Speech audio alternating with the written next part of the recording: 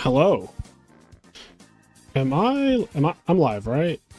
Let me just make sure. Can you guys hear me? Do I sound? How do I sound? Okay. We have round one. And is this... Are there supposed to be sounds here or no? Ooh, Johnson Boss versus Raikoko. And they looks like they haven't gotten far. Alright, so this is Edison JANK. That's the wrong one. Where's the JANK ban list? Here's the JANK ban list that they're playing with tonight.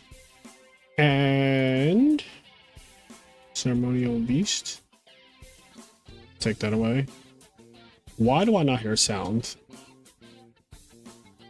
on here? I guess nothing has happened.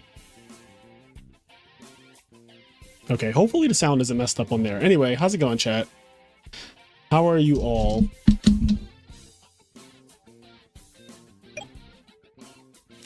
Sorry for the delay.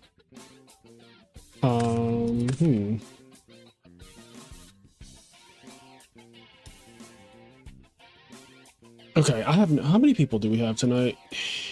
19 players. We're gonna do 4. I'm capping these at 4 rounds. I want these locals to be 4 rounds max, no matter what. Because last week it went to like 5 rounds. It was really late, and I think we were all a little. It was really hot. We were all just a little over it. I was over it most of all. So we are capping locals will be 4 rounds max, like going forward. I am not doing any more 5-round locals on a Tuesday night starting at 7:30. Just not a good idea. So, and Retrobot does the standings anyway, so it'll be fine. Now that that's settled, I need to see my chat. So let's pop out. Sometimes you gotta pop out and show.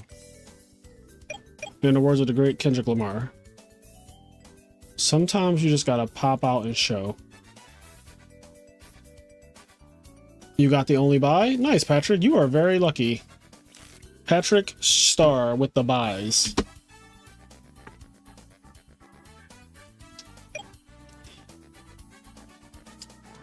Finally catching these live. Yes, this is live, baby. We're live. I guess I can pull up another window over here. I feel like we're already off to a very slow start though. Like, this game, I feel like it's already moving at a snail's pace. So I'm going to get the timer on the screen just to track it, but I feel like we're already like off to a bad start. All right, there are 44 minutes, so there's been 6 minutes and like nothing has happened.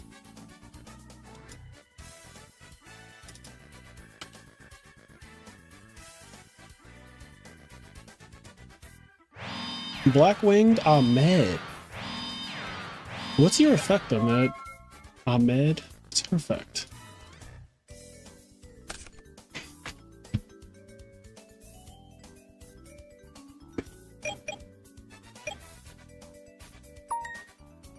Alright, someone asked me if I can make the ban list alphabetized, the JANK ban list, and I think with the click of a button, I think I can do that. So I am going to see if I can do that. Because it would make it easier on everyone, including myself, if it was in alphabetical order. Yeah, you can sort this. Did it sort in alphabetical order? What order did it sort it in? Hold on. It's sorted, but like, when I tell you that, like, this is not sorted. This is not, like, what did they sort it by? What does the sort button do? It is not, this is not sorted. Oh, God.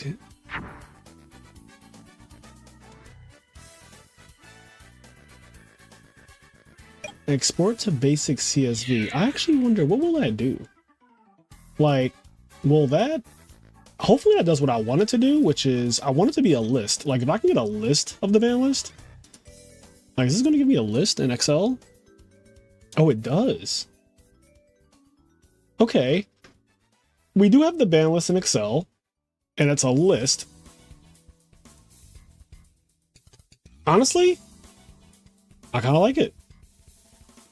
I'm trying to think about the best way to like share this, because I don't think Discord is going to be friendly to this. Like, Discord is not going to let me paste this like this. There's no shot. I was going to paste it as an image. Honestly, that's not even bad. That's not even bad.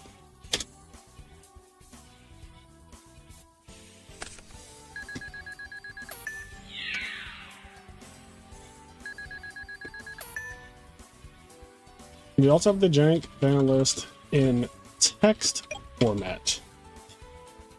Actually, I can sort this out in alphabetical order myself.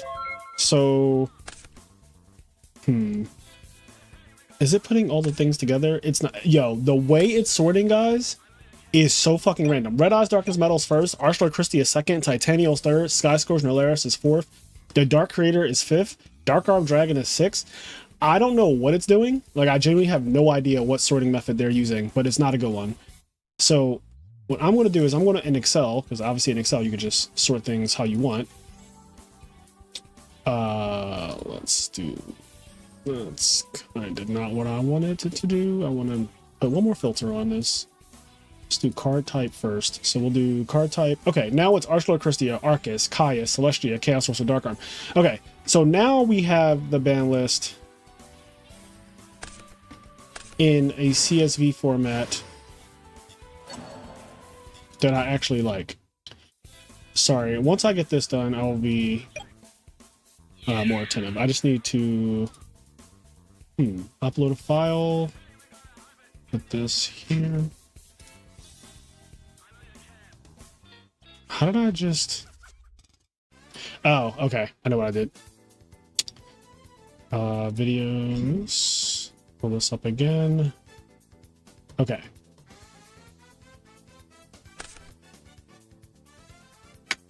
All right. So I think we can like paste this. And now we have the JANK ban list in alphabetical order. Yeah, it's an alphabetical order, and it goes by monsters. It goes by forbidden first, monsters, then like forbidden spells and everything, and then so forth and so on. It just goes down from there. I think. No, I don't like. All right, I gotta fix this one last time. One more fix. I see what I did wrong. Okay, so it needs to be sorted by forbidden first, then the card type, then the card name. That way you got all the forbidden cards, monster spell trapped, and all the limited cards, monster spell trap, so forth and so on. Okay. This is how I want the ban list to show up. In alphabetical order. And all the forbidden cards are together. Okay, perfect. Perfect.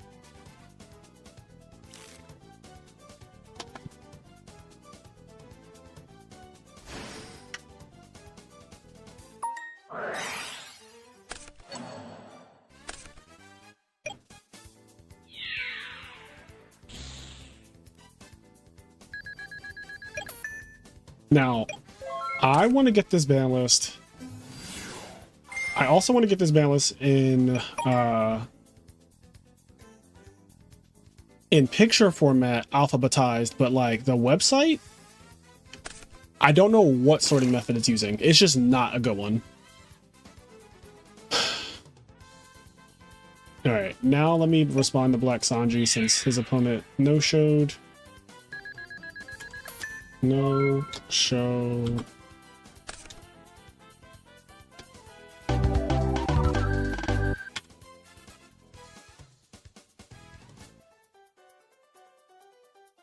All right, game one is over. That was good.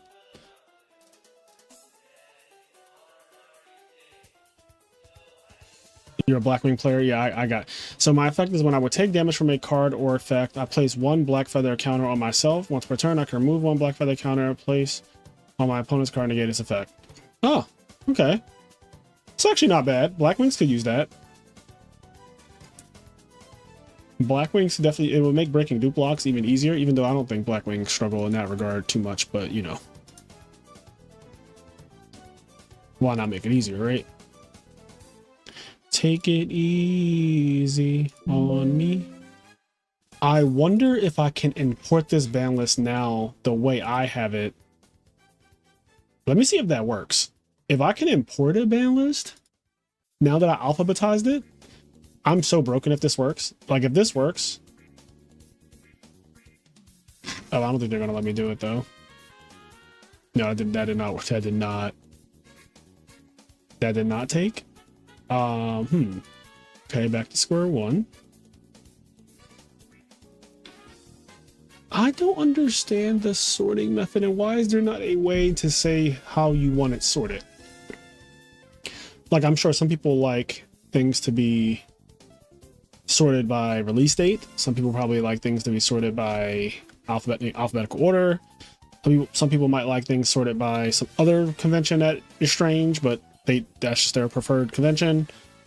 But like, this is just random. Like the way this is sorted is just random.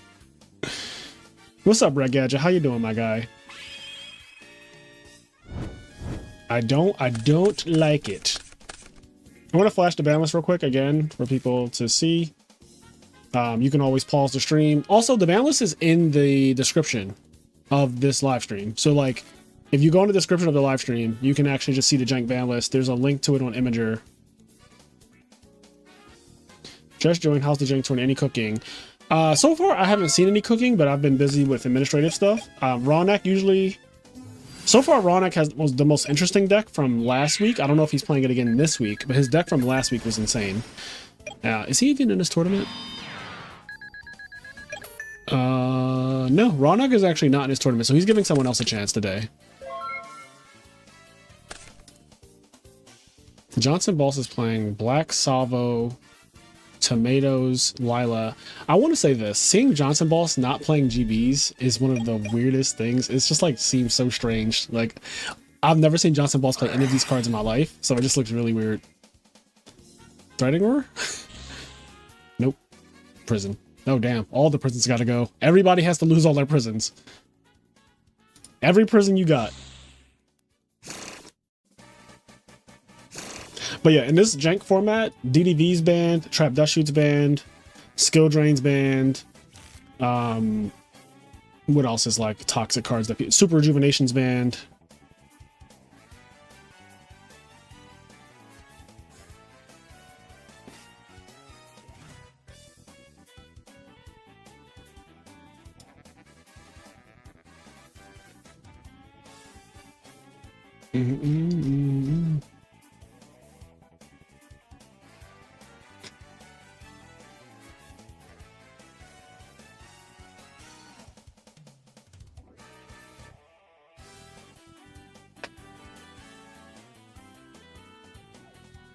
No child left behind. No child left behind. Spine Gilly. Okay. I guess an Honest. Honest is at 1. I put Honest to 1 in this format. So like, chances are he doesn't have Honest. It's like a 15% chance he has it, 85% chance he doesn't. If he has the Honest though, it's really fucking good. Okay, he doesn't have the 1 Honest.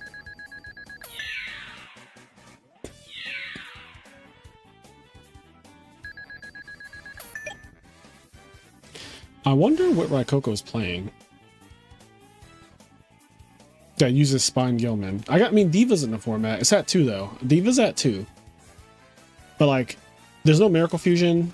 No, I'm sorry. There is Miracle Fusion. There's no Absolute Zero. The actual card that you want to summon with the card. Pretty much the only card that we've been summoning with Miracle Fusion. That card basically says summon Absolute Zero. Is like what we've turned it into in this format.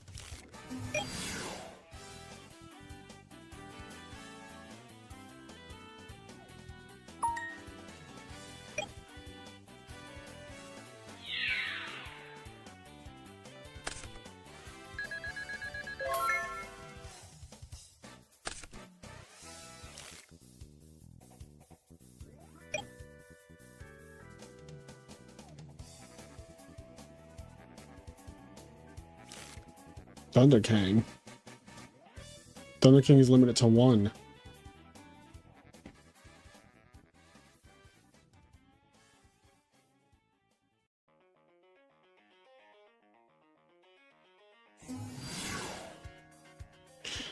Okay, so Raikoko's playing like an avatar deck. Yeah, he's playing all the, like, he's playing every attribute. My man has Spine Gilman, there was a Flamvel, there was a Gores. Like, it was just, his deck is the avatar deck.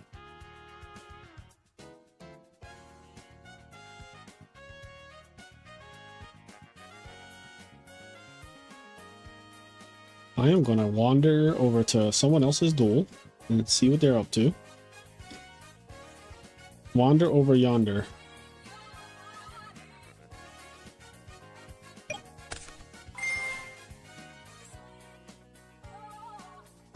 Okay. So we found another duel. They're in game 3. It's some kind of plant deck. Some kind of Amaryllis plant deck. Interesting. I'm very interested in this. Because this is the first time I've seen, and it's against insects. This is the first time I'm seeing a plant deck. Titanial and Lonefire are both banned. But Amaryllis is at 3, and you can play Dandelion, you can play Miracle Fertilizer.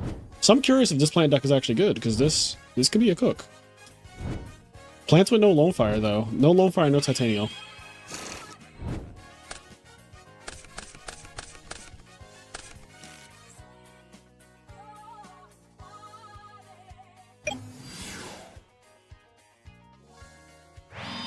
Turn 1 T-King.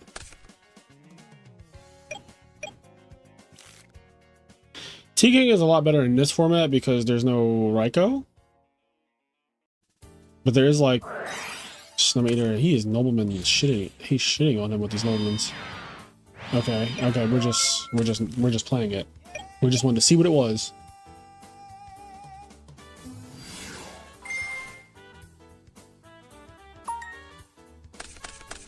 Black Salva and Tragodia. Those are definitely...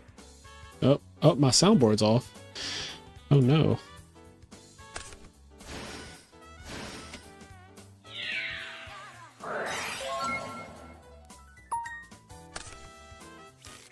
Hello, rain down. Does it say rain down?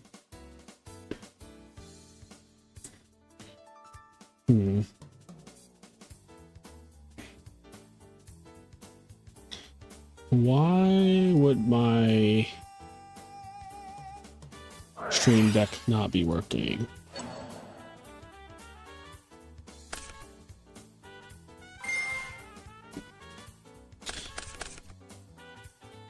Soundpad is fine.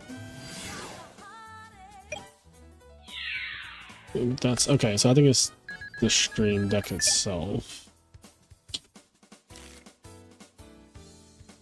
We're going to restart it.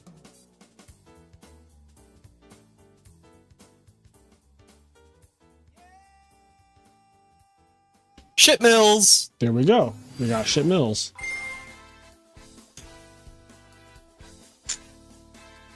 Most people read that as Rainbow. It blatantly says Rain Down, though. But you know what? People read my name as Frederick or Franklin, and that, to me, is insane, and it's something I've dealt with for a huge chunk of my life, where random people will just say like the wrong name completely, and I'm like, that doesn't even remotely say what you just said out your mouth. Like, it's not even remote.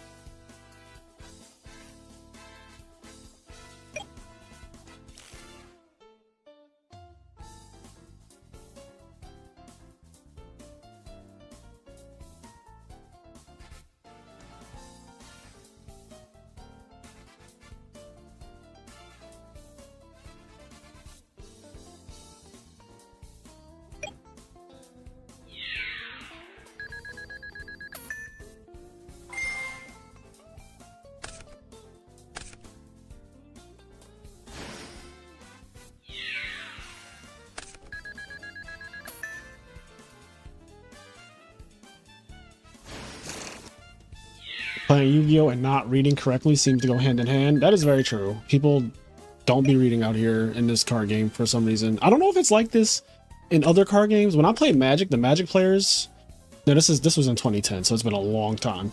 But like, I don't recall the Magic players not reading in Magic, but that could just be anecdotal. It could be my locals that was just like, maybe they were well read or something.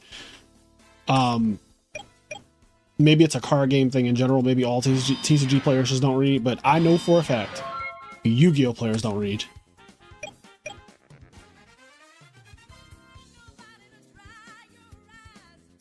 Yu-Gi-Oh players do not read. But I won't let you go. Oh no. Okay, Ryan wins with Flamvel deck. Reading in TCGs is optional. It kind of is after you've seen a card enough. Like you just assume that you know it. The unfortunate thing is like most people do that and then they don't actually know the card the way they think they do. And we all do it.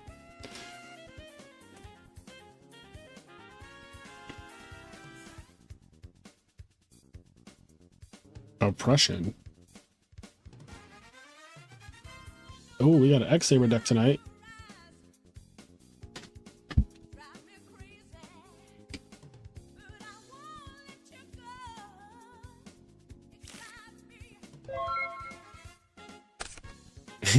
How does it feel? You've been eliminated.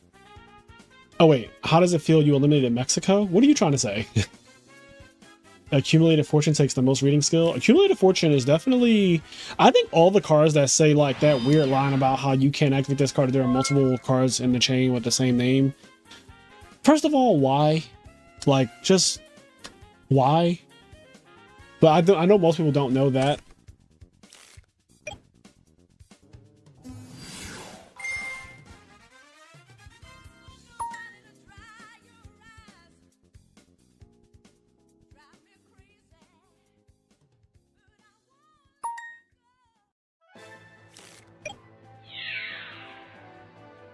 Raiko in. Oh shit. We're prisoning the Yugioh.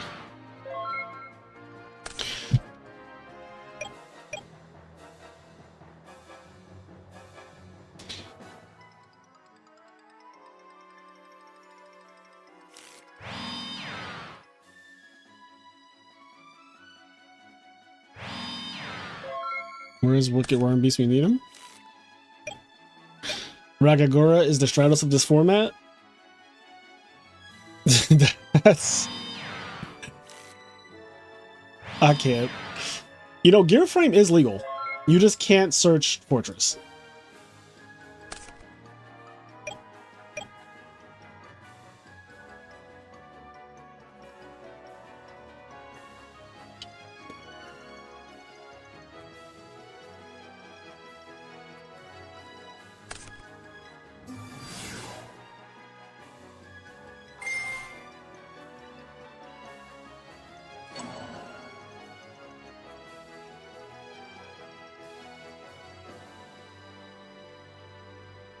Playing Master Duel genuinely made me worse at the game. Glowing cards are a blessing and a curse. How did it make you worse at the game? I've never played Master Duel in my life. I actually need to like try Master Duel, but like, does Master Duel have... this is a dumb question. I already know the answer to this question. I don't even need to ask you this question. They don't have a retro like section, do they? They don't have like a thing where I could play Edison on Master Duel.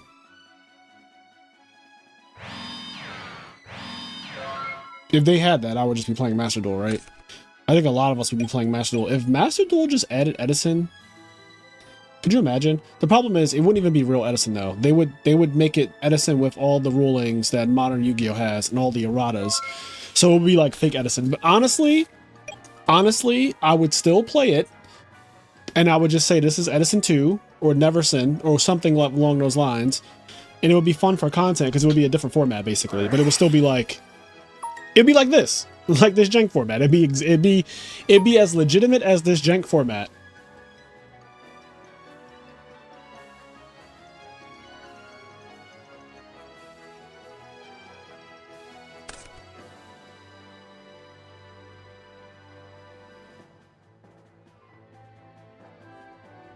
Yeah, coding the Edison specific rulings. You know what's sad though? Like we say it would be hard to do that. It wouldn't be hard if they like just had a guy that they hire, like an engineer whose entire job, like a software engineer, his entire job is I create the retro formats the way they are played in retro communities. Do you know how much money Konami is leaving on the table by not making, like hiring a software engineer, paying him 150K a year, and his entire job is he first starts off, he makes Edison format. He goes in, he makes Consecrated Light where you contribute over it. He makes Goes and Rivalry suck. He makes like Raiko make things miss timing. He does all the things, right? He does all, ignition priorities there. Zero attack monsters kill each other in battle. He does it all. He makes all the things. He narrows the card pool down to just the cards that are in Edison. And then Konami can monetize that, because I'll tell you right now, I will leave this website, Dueling Books, so fucking fast if Master Duel had real Edison. Like, I would leave this so fast. Especially because I would have to deal with the people we deal with, the fucking bots that we deal with when we record. I would never have to deal with the bots again. They're leaving so much money on the table.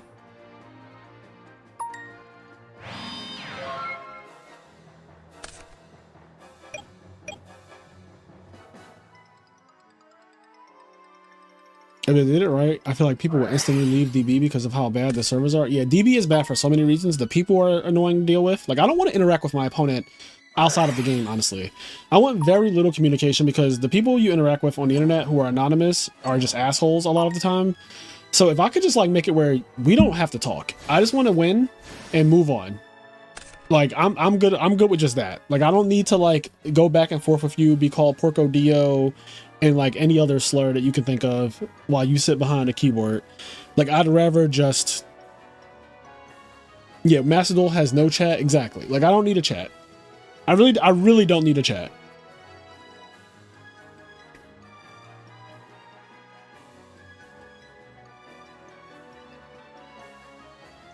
They don't understand that even though the Edison audience is smaller, they have a lot of capital to spend relative to advanced players on average. Yeah, we are older, and we just have like more income. Like when I was, 20, I didn't have half the money I have now. I didn't have 10% of the money I have now as a 30-year-old man. Like it's just completely different. Like I'm further in my career. Like I've had like a raise every year for the last 15 years. So it's like, what are we doing? Like, I have money to spend on Yu-Gi-Oh! Let me spend it. But Konami's done.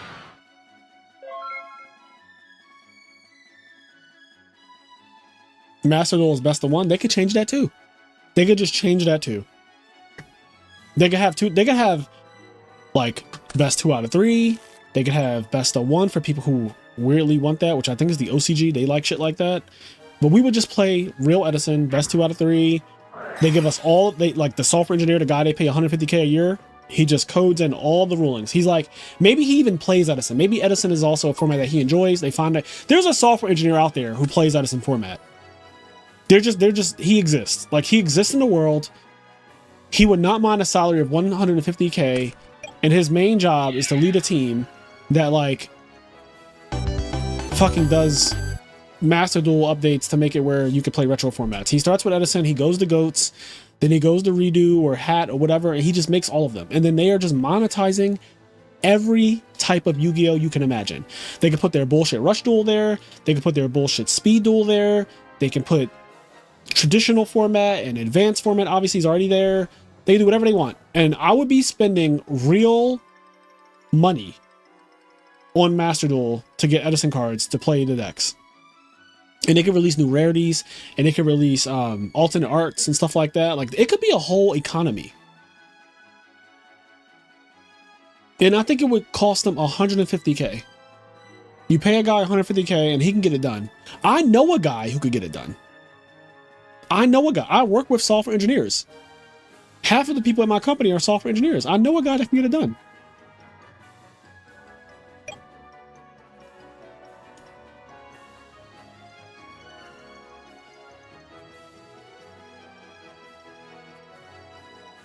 Who's still playing? The Blur and okay.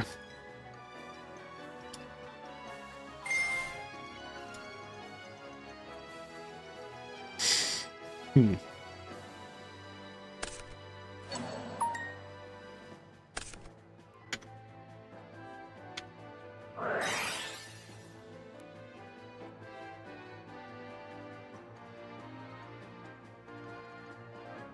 I am an accountant, so I do financial reporting, essentially. It's more complicated than that, but to keep it simple, I work in finance.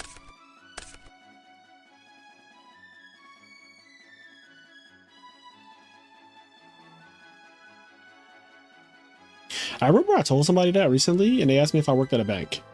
And I was like, no, I've never worked at a bank in my life. Not that there's anything wrong with working in a bank, but I've never worked in a bank in my life.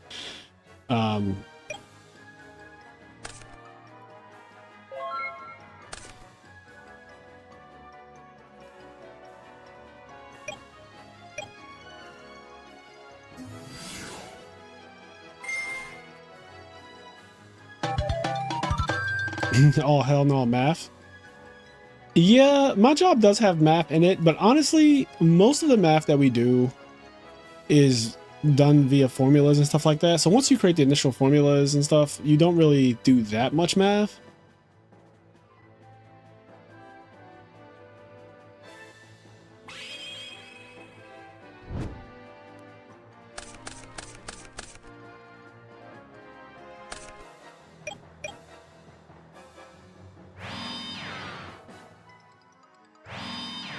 Master Duel is basically just a coin flip format, which gets old so quickly. That sounds toxic. Like, you spin, but I think Edison will be stuck in grassroots majorly. Luckily, y'all have money to keep it self-sustaining, like y'all said. Yeah, I think of Edison like Melee, Super Smash Bros. It's grassroots. Nintendo's not involved with Melee. They actually hate Melee. They tried to stop the community many times, and they failed, thank God. Konami is another Japanese company that's really dense and just decides to leave money on the table. Very easy money to be made.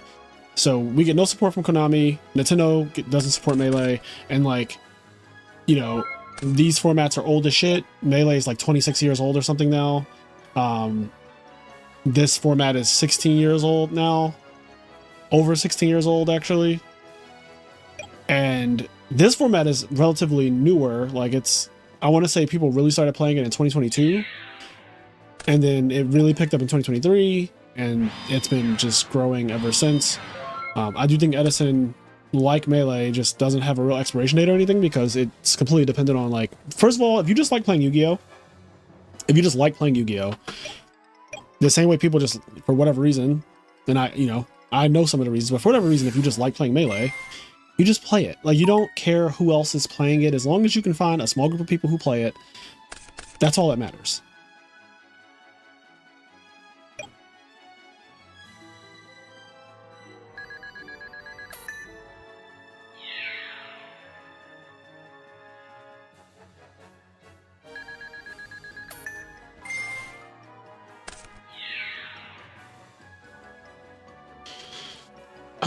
Do you work for a firm or do financial reporting for a business? I'm a corporate. I work in corporate. So you're about to graduate from an accounting degree.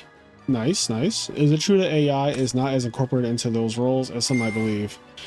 Yeah, AI so far in the accounting world is not really doing much. Right now, all of the like bigwigs are trying to figure out how AI can be incorporated into like our businesses, but no one has figured out real ways to make it like super efficient, but they're still paying hella money. Like my job, we now have all these like AI agents and shit like that, and we have Copilot, and we're paying all this money for all this AI stuff, but like no one has been let go, no one's been laid off, no AI thing that we have at our job yet has done any of our work in a way that would replace any of us yet. So I don't know what the future holds, but like right now it's really seeming like we're still going to be here doing the humans are still very much needed. So there's that. Like, I'm personally not worried because I am seeing how AI is impacting my job, and right now it's zero. Like it's literally zero. Like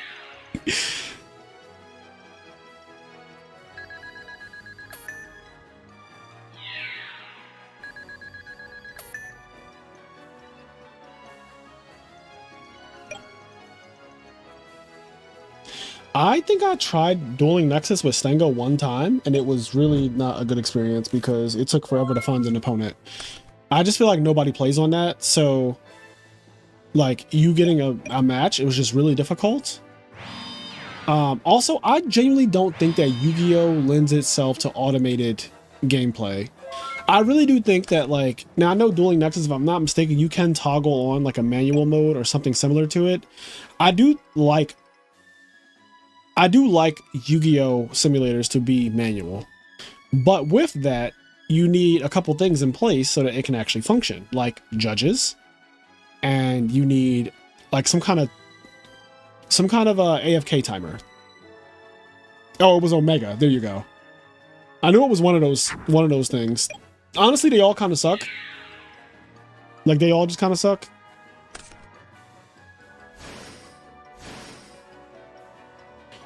Like, it's sad to say, but like DB is really the best one. Like, which is, again, it's sad to say, but like DB is the best. DB could be so much better, and it would be. I think it would be simple to make DB better.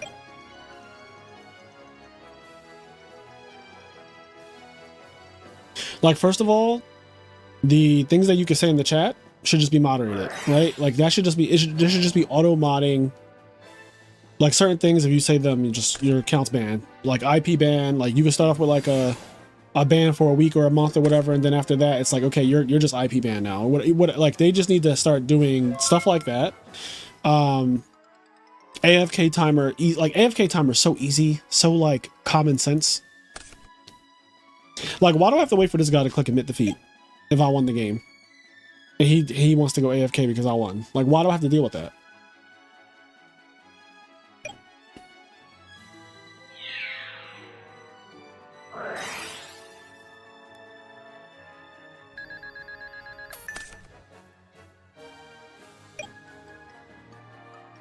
My job doesn't block anything.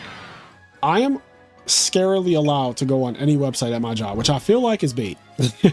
Like, my job doesn't block DB. It doesn't block anything. And when I say anything, I mean anything. There's nothing that you can go on my job that'll be like, hey, you can't go here. Which I feel like is bait.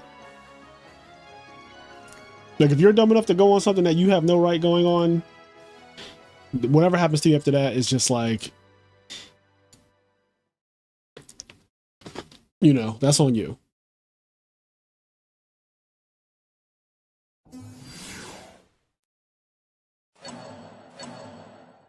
But like, I'm on my PC right now.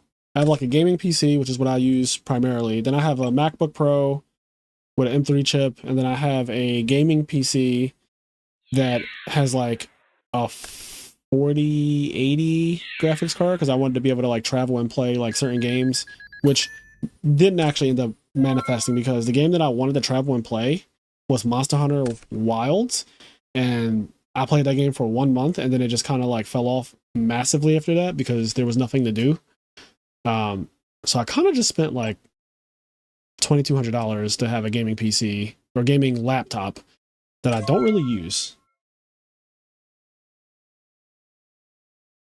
What happened to my music? Like, why? Like, why? Is there a reason why the music just stopped? Like, okay. No, I haven't played Monster Hunter since April 2025. So whatever they dropped after that, the last thing I remember was they dropped where you could fight the boss of the game, of the story mode. You could fight the boss whenever you felt like, so he wasn't just a story mode fight. They dropped that. I fought that a couple times. It was actually pretty challenging. But I didn't fight it enough to know its patterns and know what to do. Like, I didn't fight enough to where I can like script a fight or whatever. I fought that a couple times, and then I never played it again. Like, I have not played that game a single time since April 2025. So, yeah. What is going on here? Is this for? I wonder if this is for something.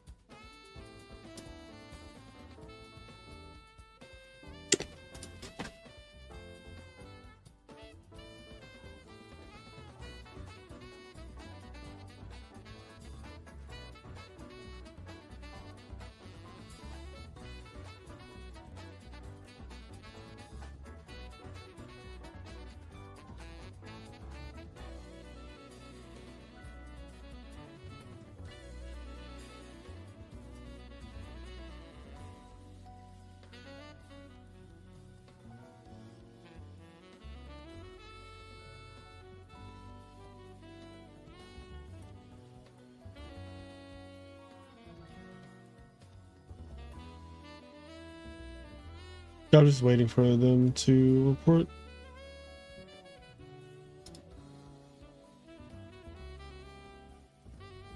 What the hell? Oh, that was last week. I'm like this. What to say? What the hell?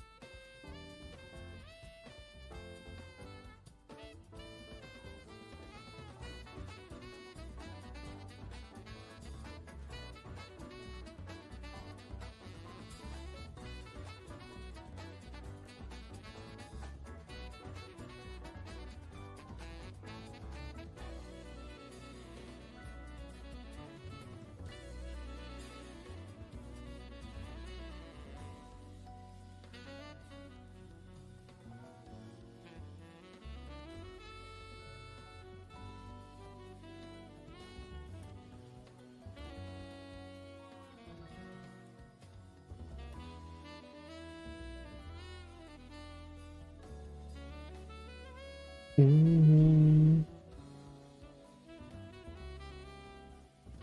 Mm-hmm.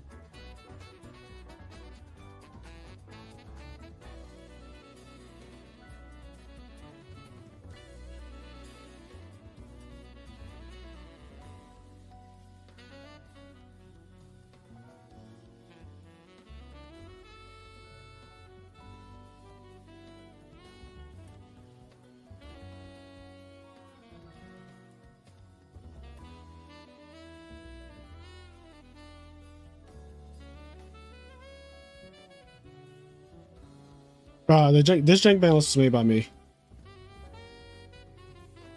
All right, give me 1 second, chat. I'll be right back.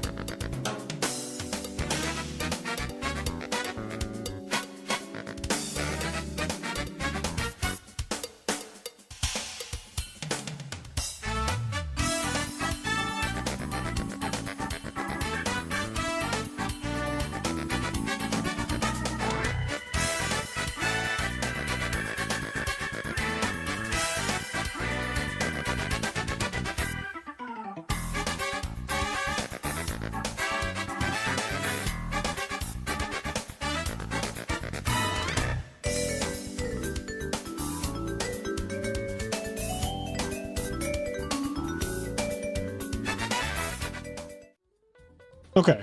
We figured out who it was. So, yeah, that was obnoxious, but here we are.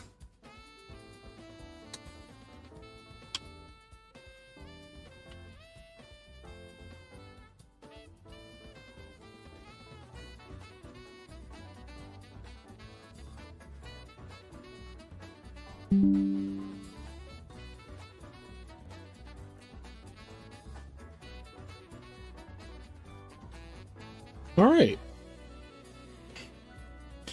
So, who is playing round 2? IKO versus Black Sanji. Let's watch that. We haven't seen Black Sanji today. Blue Bandit, if you will. Oh, look at that. Tom Cruise.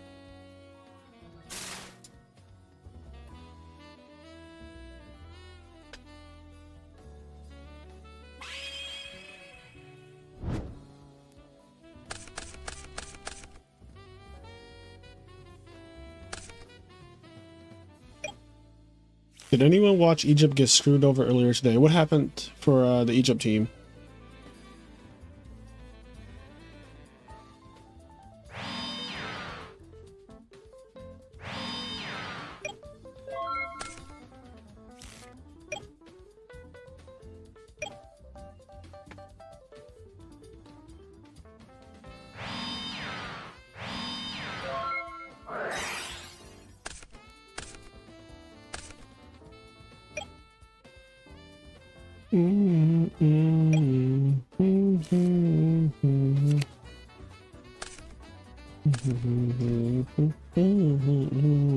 This song is so good. Crystal Seer. When this, okay, so this is how old I am. I was around before this card came out. When this card was announced that it was coming out, we thought this was going to change the game. We thought this was going to be the biggest thing since sliced fucking bread. That is banned. That is not a legal card. Marshmallow is super banned. It is it is right there next to Spirit Reaper. They're both banned. It's like that is a banned card. 1,000,000 trillion %.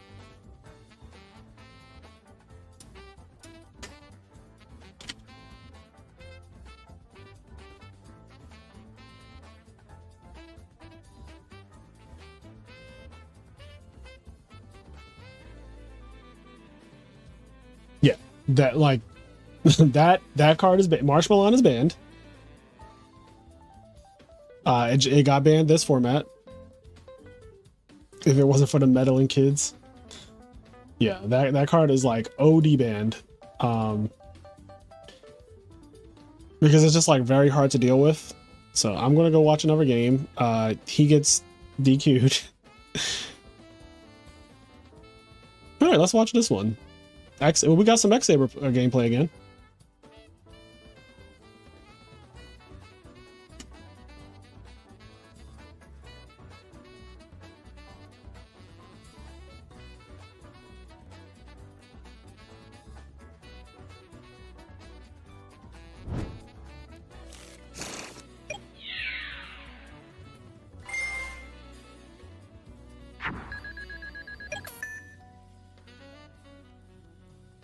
All right, moving on. Yeah, Marshmallow and Spirit Reaper are both banned. The last JANK format, so JANK format season 2, those cards were highly played and they were really, really hard to deal with. So not only did I make it easier to deal with them with the new changes of this season 3, but I also just straight out banned them anyway because I don't really like the gameplay that they promote of us sitting here for 45 minutes because somebody can't clear it because they didn't build their deck to be able to clear monster like that.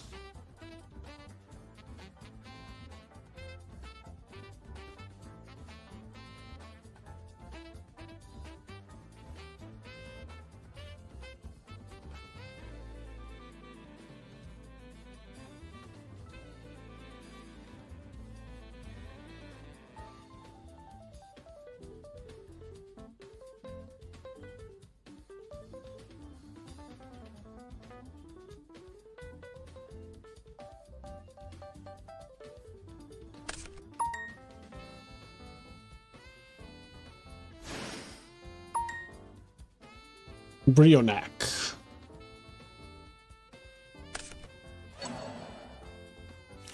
Let me get that back.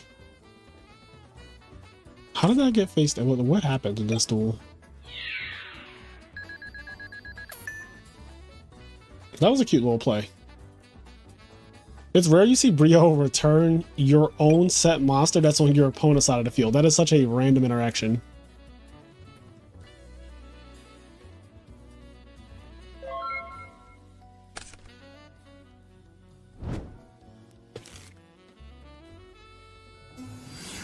Summon Cat good.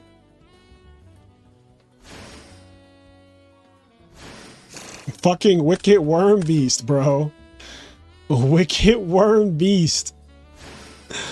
Like, what? Sasha with their Wicked Worm Beast.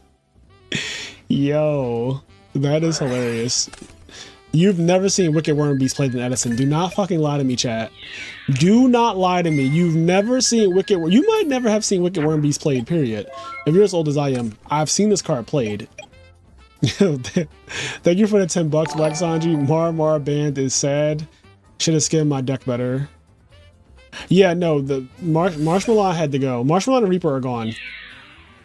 However, I did post the JANK ban list is posted in the server alphabetical and by order of like forbidden, limited, semi-limited, or whatever. So hopefully that makes it a little easier for people. I don't know if that really will help because I feel like, you know, Yu-Gi-Oh players don't read, but maybe you guys will skim, like maybe reading the names, right? Instead of, I feel like you guys see the picture, you look at the picture, you think like, oh, I got this. I'm going to go build a deck. And then you build a deck and then it's just not a legal deck.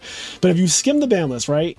Archlord Christie is banned. Arcus, Caius, Celestia, Chaos Sorcerer, Dark Arm, Debris Dragon, Malicious, Alias, Stratos, Fishborg Blaster, Guroff, Goblin Zombie, Greganev, Gravekeeper Spy, Jane, Genis, Jinzo, Krebins, Lonefire Blossom, Lumina, Machina Fortress, Marshmallow, Mind Master, Morphing Jar, Quick Draw Synchron, Ryza, Red Gadget, just Red Gadget, Red Eyes, Darkness Metal, Renyin, Lightsworn Rogue, Shire, Sky Scrolls and Rolaris, Spirit Reaper, Super Ancient Deep Sea King, Coelacanth, The Dark Creator, Thastalos, Titanial, Wolf, Elemental Hero Absolute Zero, Evil Hero Dark Gaia, Evil Hero Malicious Fiend, Five-Headed Dragon. Those are all banned. Every single one of those things I just named is banned. Black Garden, Chain Strike, Gear Town, Kaiser Coliseum, Level Limit Area B, Megamorph, Messenger of Peace, Overload Fusion, Super Rejuvenation, Deck Devastation Virus, Drastic Drop Off, Goes and Match, Gravity Bind, Return from DD, Rivalry of the Warlords, Skill Drain, Trap Dusty, Ultimate Offering. Those are also banned. And then there's a slew of cards that are limited to one. What's up? Looking forward to Pittsburgh next week? Yes, I cannot wait for Pittsburgh next week, actually. I'm excited for that. I really like doing live commentary. I get to say what I want to say because the players can't hear me. So I can actually talk about the game and just, you know, call it like I see it. You forgot to buy your ticket and hotel still? I mean, it's Pittsburgh. I feel like hotels in Pittsburgh are very cheap when I looked, and the tickets are still available for the event. So if you want to play in the tournament, there is still plenty of opportunity. Next week we'll be in Edison Major. Retro Reborn Pittsburgh. I know there's over 150 people registered. When I checked like last week, there was like 150 something players registered. So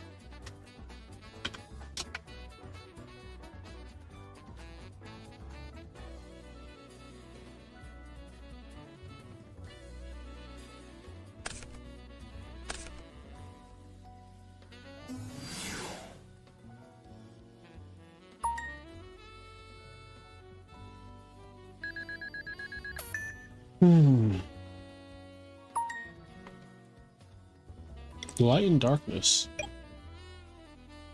This is so dangerous.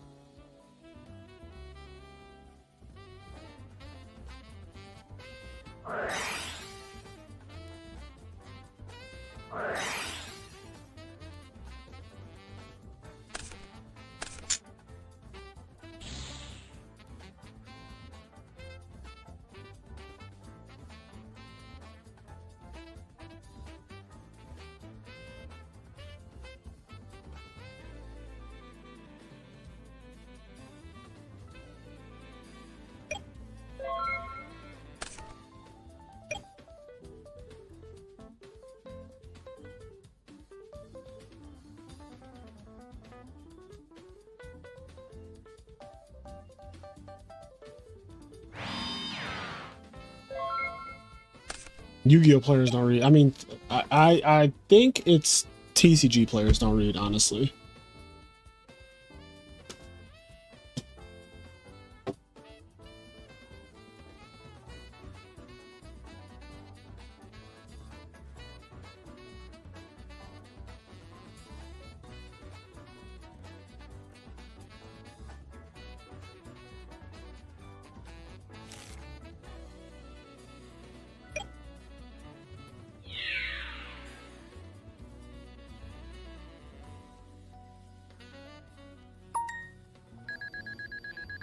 Oh, he can revive Brio here, which is what, yeah, I think that's what he's going for.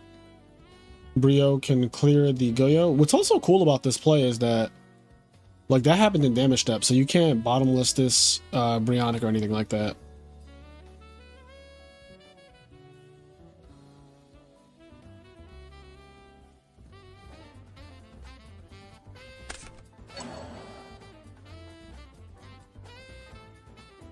What if he was like Fiendish Chain? Could you imagine?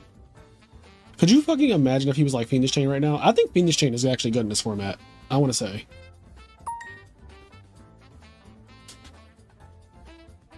Damn, TJ, you're late. I thought this was going to be the first stream we didn't see you. I counted you out, King.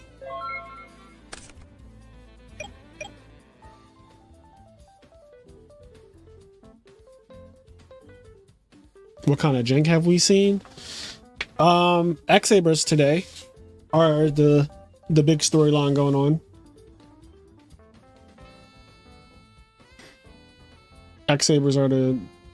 We're trying to see if Sasha cooked an X-Saber deck. So far, he summoned Cat. Cat was good. It got Wicked Worm Beast and X-Saber Arabellum to make Yugioh Guardian. So that was hot. That was hot.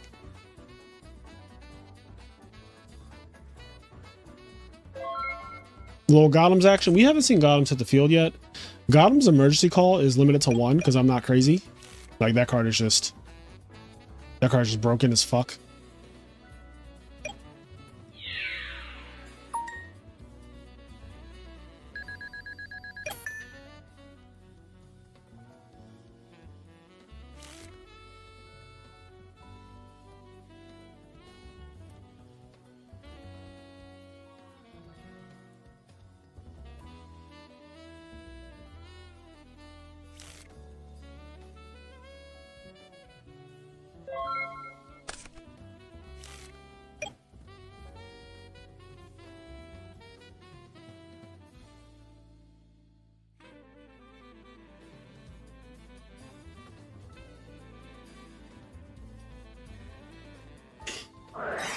One for one.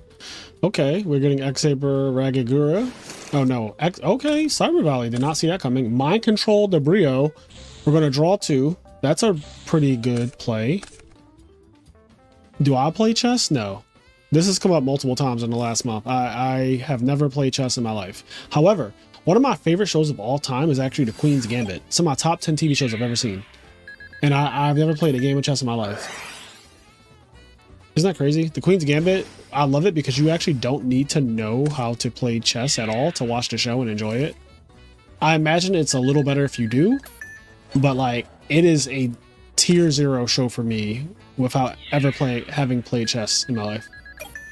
Also, that you see what Gotham Z-Call did at 1? Chat, it's at 1. Look at what it did. Look at what it just did at 1. Like, this is just broken. It's like Return, but like not. Also, he's just dead. Oh wait, no, these are all tuners. Never mind. You know what's funny? This is the only deck that I feel like you can make a synchro with all tuners. I still don't know if Konami intended that, but like Gotham's just doesn't care about how many tuners you use, which is really weird. Oh no, he doesn't have Arcanite? Yo, how do you not have Arcanite? What could you possibly have in your extra deck that doesn't include Arcanite Magician, bro? That is so crazy.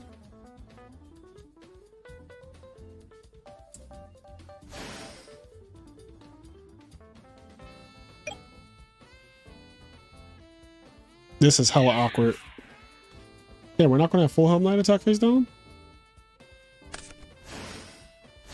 Oh, well, if it's going to be fucking Dandelion, then I guess it didn't matter. I guess it never mattered if it was going to be Dandelion, right, chat? Like, that is the most ideal thing. That is the most ideal thing for it to have been. Did he know it was Dandelion? Like, fuck.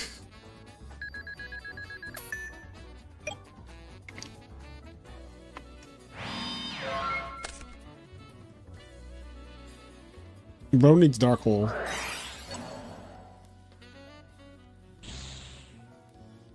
All right. No Arcanine Magician. That was very interesting. Also, I feel like Dandelion gets mauled by X-Sabers. That is one of the things that happened in 2010.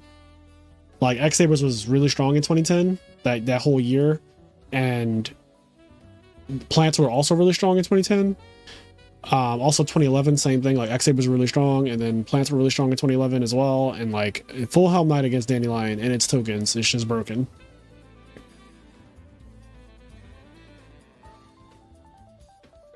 Always has been.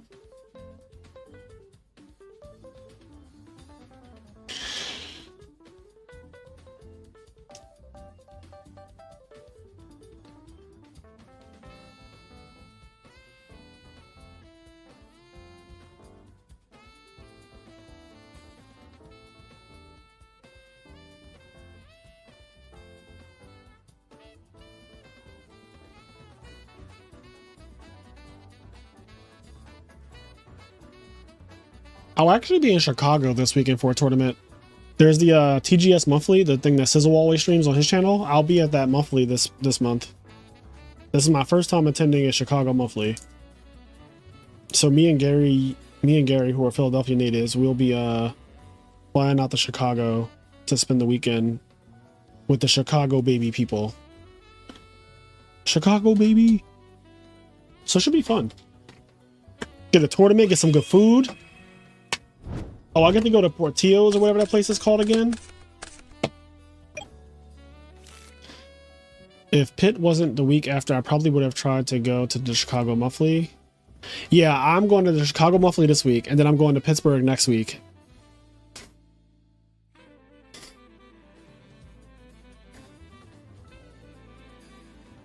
There is some good GB prizing. If I win the event, I will play GBs. If I win the Chicago monthly and get all the GB cards, max rarity, I will play GBs for a major. I'll play them for Houston, actually. I'll play GBs for Houston. You're rooting for me to win now? If I win the Chicago monthly, I will actually play GBs for LDS Houston.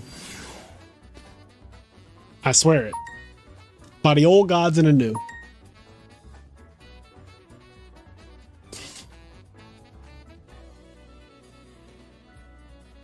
You're really sick of Twilight? Deck is just everywhere. Yeah, Twilight is really good.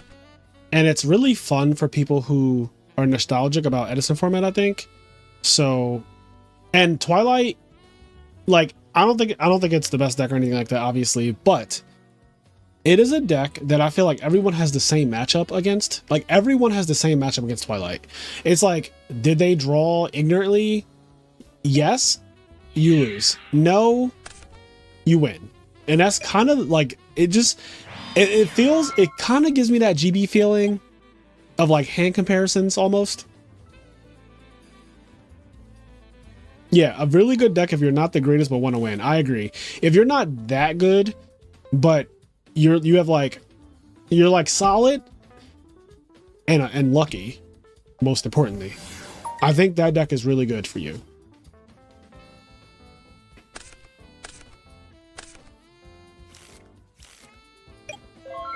Make it to the finals and scoop so I don't have to play GBs. That would be crazy.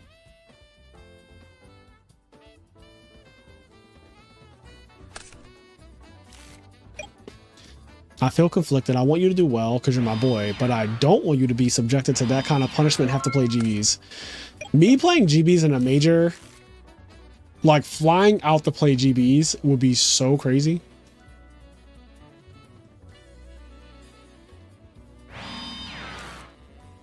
3 Allure, 3 Recharge and Allure in the same deck is a hell of a drug. Yeah, Twilight gets to play all the best draw cards in the format.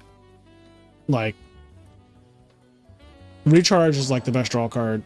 And then Allure is also up there. Pot of Avarice is up there too, which frogs have. But obviously Pot is like way harder to resolve. Spend that kind of money to be out by round 3. Listen, my Houston flight and everything is already paid for. So like, my flight is paid for already, and I'm staying with some other duelists who are really they let me stay with them for YCS Houston. So, and they have a really nice house, and I have my own room and everything. So I actually can't wait, because I get to return to Houston 1 year later. And I could be playing GBs. If I win the Chicago Monthly, I will be playing GBs at Houston. I'm so serious. With the cards that I win. So. Oh, man. Recharge never being at 2 ever is wild. Yeah, Recharge never being touched in Yu-Gi-Oh's history is very interesting, for sure.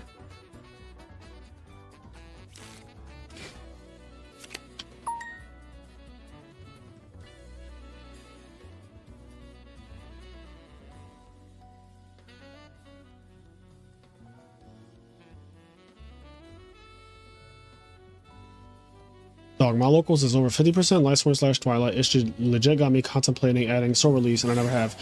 So I do think Soul Release is a really good card against that deck. And I'm not even kidding. Like, I don't know what kind of deck you play, but against Twilight, it cooks that deck. Because their graveyard is such a big part of their game plan. Their graveyard is more of their game plan than regular Lightsworn is. So Soul Release is actually a good card against Twilight. So if you were having a Twilight problem, you could do like the last guy who won a major. Was it the kid who won Retro Reborn Maryland? He sided 2 Soul Releases, if I'm not mistaken, right? And that is probably because he was losing to Twilight. I assume that he was losing to Twilight. He was like, I'm tired of this shit.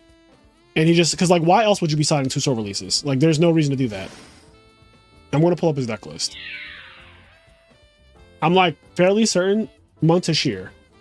I'm fairly certain that the reason why he was playing like his side deck has 2 Soul Releases in it, in Vayu, which Vayu has never ever needed to side Soul Release before, especially not double. So the fact that he's siding double Soul Release tells me that man was in New York just losing the fucking Twilight and decided, I don't want to deal with this anymore. And he solved it. He solved it. He's playing like, you know, a conventional list, and then he was like, I'm just gonna Soul Release. I'm just gonna Soul Release.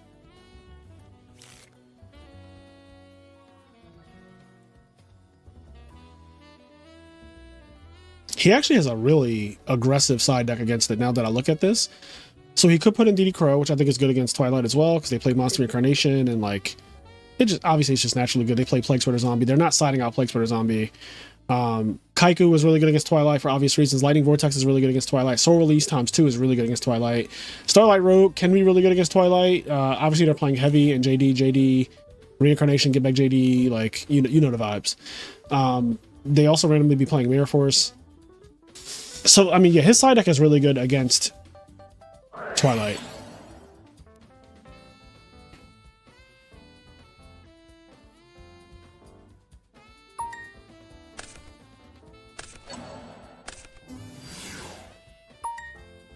I would not be called dead siding Soul Release against Vayu Turbo. I think that is a really bad idea, personally.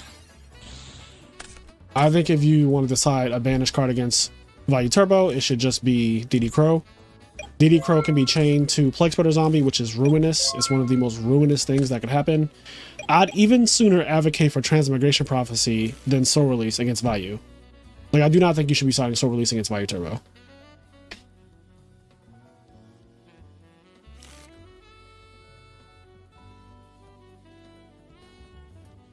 Big Burn. Do they target in the graveyard or anything?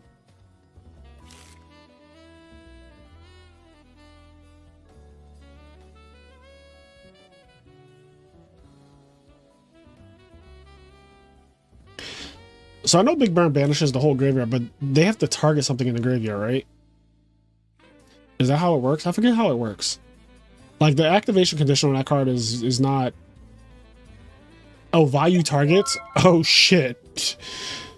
Oh, okay. Well, that's funny. That is a hoot. Hold on.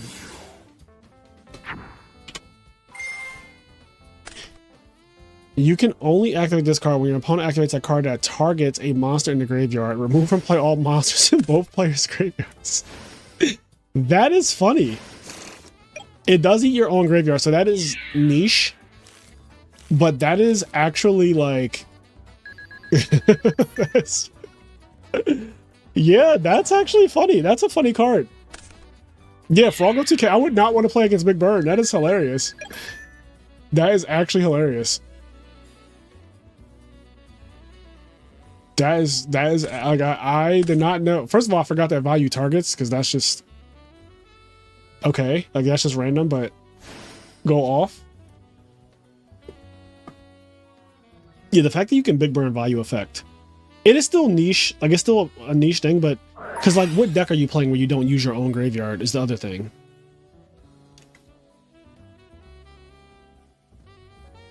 That 1400 monster is Wicked Worm Beast. You must be young.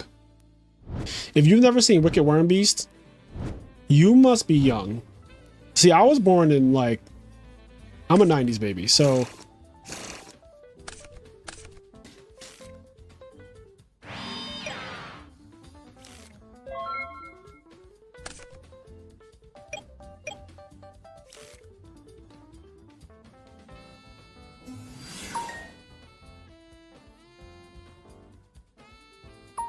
That worm can't legally buy alcohol. This is facts.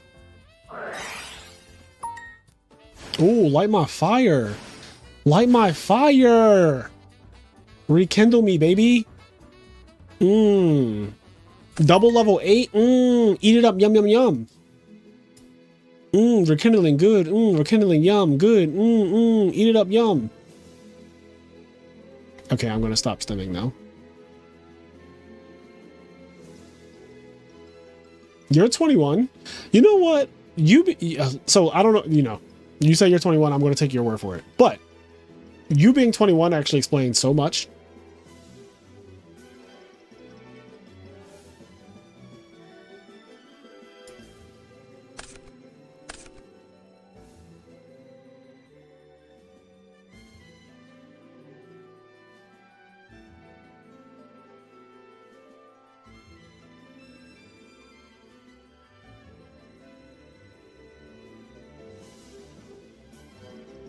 Well, like, first of all, Sai, do you work? Like, do you have a job?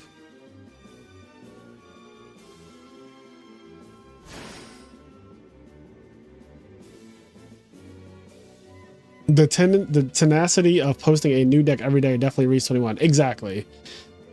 Like, I feel like you put out a video every single day.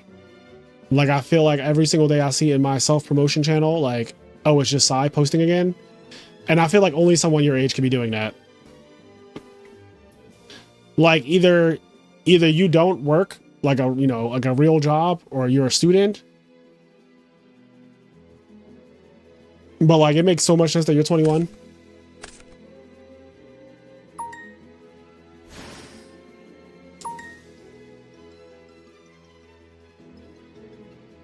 Yeah, I mean, I respect it. I respect your output. You're one of the only people whose output in this community is higher than mine. Like, you put out so many videos.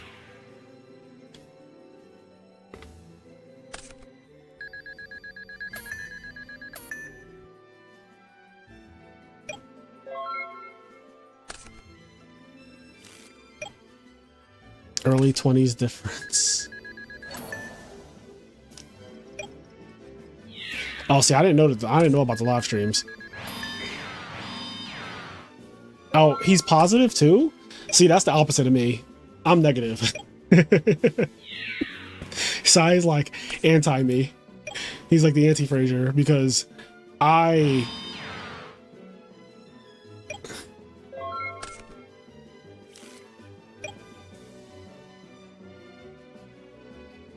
yeah, because he's 21. Yeah, the world hasn't hit him yet. The way the world, when you're 21, listen, when I was 21, I was way more positive. Now I'm in my 30s and I am cynical as fuck. God, who needs me now?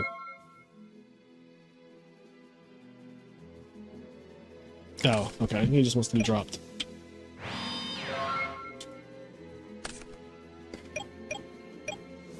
Fair enough.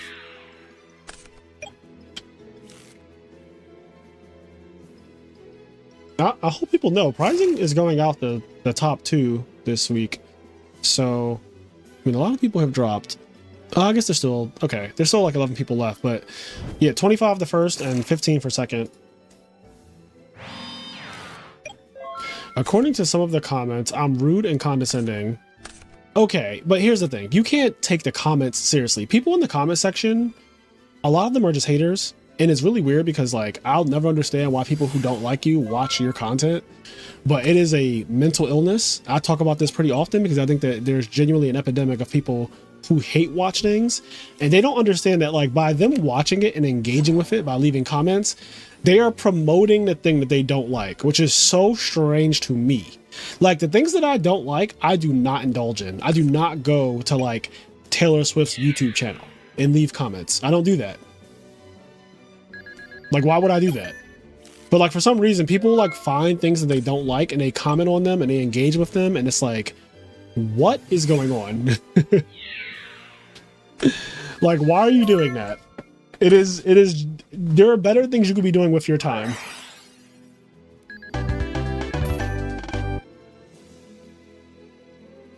Someone tried to call me sexist because I switched from saying he to they in the middle of a video.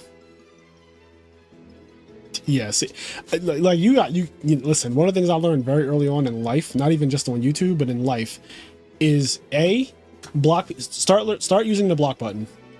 Blocking people is so fun. Start using the block button. The block button is your friend. It's there for your mental health. It's there for your happiness. It's there for fun. Use the block button. The block button on YouTube is actually amazing because you can block people on YouTube, and all it does, they can still watch every video. They can still give you all the ad revenue and, like, engage with your video and everything, but they cannot comment. So it's actually a one-sided situation. You can block people and they can watch, but they cannot comment. They cannot they cannot engage with you in any kind of way, but they can still watch, which gives you obviously ad revenue and stuff like that, right? So the block button on YouTube is amazing. I highly recommend you start using it. And then the other thing is just ignore it. Like a lot of comments. I mean, I'm at the point now where I cannot respond to every comment. So I don't even try. Like a lot of them, I just read them and I just keep it moving because it's just impossible to, like, read every single comment because people are, like, commenting on videos from 2 and 3 years ago. And I'm like, brother, you were talking about plays that people made 2 or 3 years ago. We don't care. Like, me and Kenny and Stango and whoever's on Master and Disaster or Teach Me How to Cook, we have moved on. You were commenting on something from literally 2023, 2022. Like, what are we on about? So ignoring people is also a really big thing.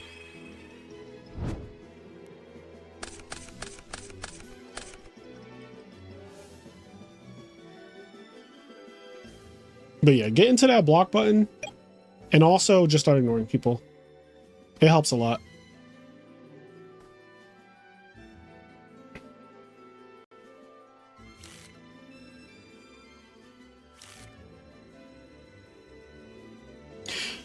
Oh, I didn't even know there was a feature to see past comments. So you can see all the comments that somebody left. I've never done that before. I didn't even know that was a thing. Is that new?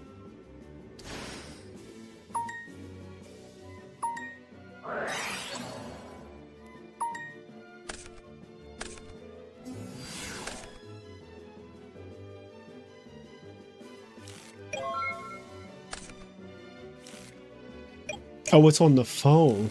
That's weird. I don't use YouTube Studio on my phone, really. I mainly access it on my computers. So maybe that's why I haven't noticed it.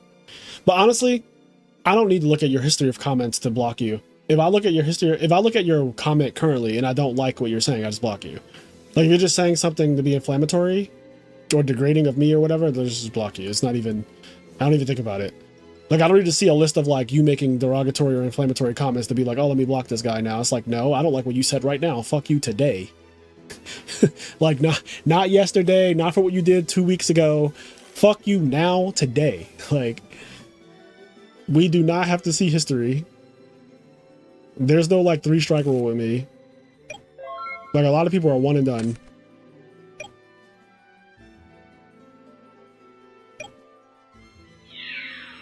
Now, today, and forever, yeah. Yeah, exactly. Like when you know that the person is not trying to be constructive and instead they're trying to tear you down, I do recommend that you just like block them, because they just, again, they're just trying to tear you down and be inflammatory. Do you find yourself blocking people a lot, and have you ever worried about people talking about you for blocking them? So to answer, I'm gonna answer the second part first. Have I ever worried about people talking about me for blocking them?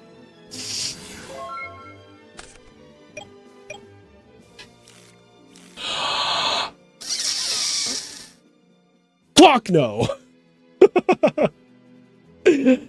Absolutely not. Never once have I blocked somebody and been like, man, I really wonder what that asshole thinks about me, or if they're going to talk about me. So the answer to that question is no, like a resounding no. Do I find myself blocking people a lot? I wouldn't say it's a lot, but over the years, I've been doing YouTube for 2023, 2024, 2023. This is the 4th year of doing YouTube at Yugioh. Like when we first started this YouTube channel in 2021, we were not doing Yu-Gi-Oh videos. We were just doing the podcast. And then at the end of 2022, we put out our first Yu-Gi-Oh like dueling book video. It was in December of 2022. So basically, if you just count like all of 2023, 2024, 2025, and now where we are in 2026, it's like less than 4 years of doing this. In my less than 4 years of doing Yugioh, I've built up a nice size block list of probably like 100 people. I don't know if it's actually that long, but I'm just gonna throw out a ballpark number that is probably like 100 people on the block list. But like the channel's also almost at 12,000 subscribers, right? So it's like such a small amount of people.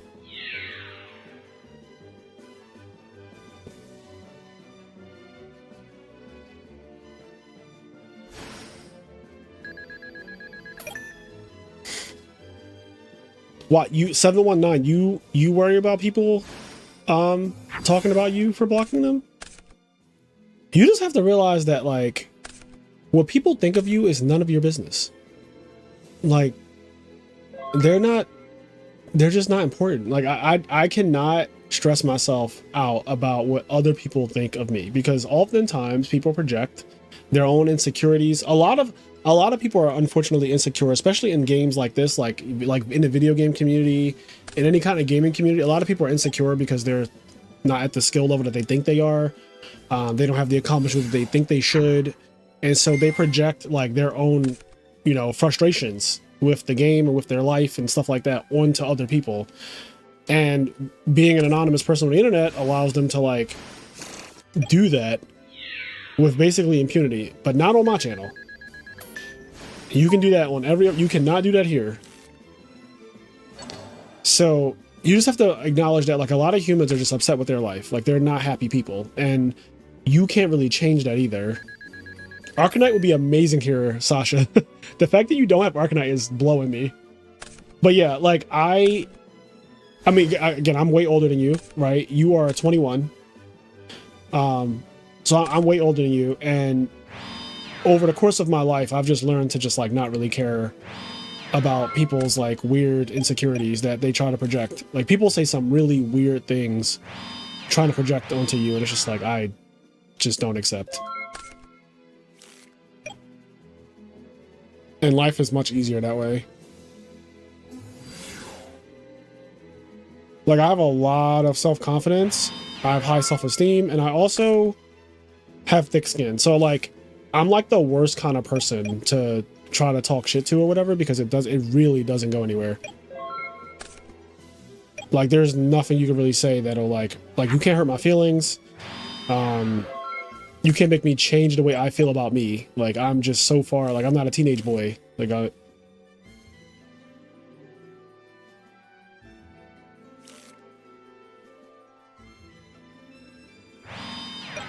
think as you get older, those things will become like easier to do. But start today. Start blocking people today. Like, I know in your head, you're probably like, oh, but if I block them, like, they'll unsubscribe. A lot of times they don't. A lot of times I'll block people and the subscriber count just keeps going up. Like, it does not go down. I'm telling you right now, as someone who has blocked at least 100 people on YouTube, the subscriber count has not gone down. Those weirdos will stay subscribed to the channel even after you block them because they're obsessed. They're obsessed. Like, you would be surprised. Have you ever had someone call you a slur in a comment section on YouTube? I don't know if they auto mod that or not. I don't think so. They might auto mod that because I'm assuming that by now, right? Like, somebody has had to say some kind of slur in the comment section, but I don't think that YouTube allows you to just like wow the fuck out in the comment section. So if it has happened, I haven't seen it. Black Sanji says, same. I have way too much confidence and personal success to care what anyone says. And 9 times out of 10, you can't whip my ass. Exactly. Yeah, like I don't really think about, like I said, I don't really care what other people think about me when it comes to me or whatever, because depending on what they're saying, a lot of times people are just saying it to be inflammatory. And you just have to acknowledge that that's the world we live in. Like, people just say inflammatory things.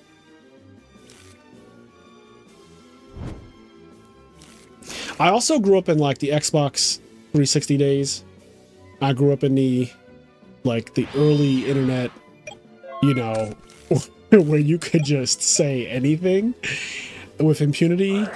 So I have really thick skin. Like, again, like I said, I grew up in the 90s. And I was a teenager in the 2010s, right?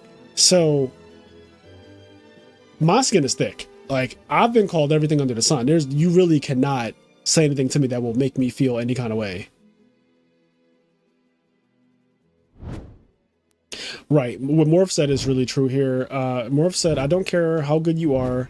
Someone always has something to say. Eventually you realize it isn't you. Exactly. Like, there are people out there who slander the nicest people.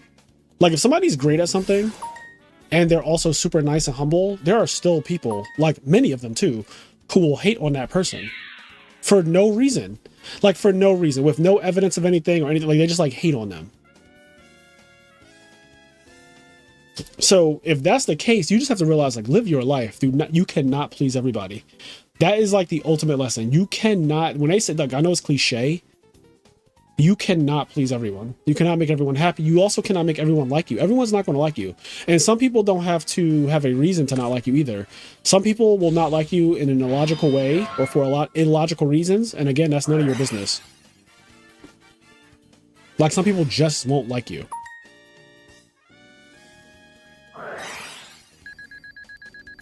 Yeah, like Garen hating you. Exactly, Willie.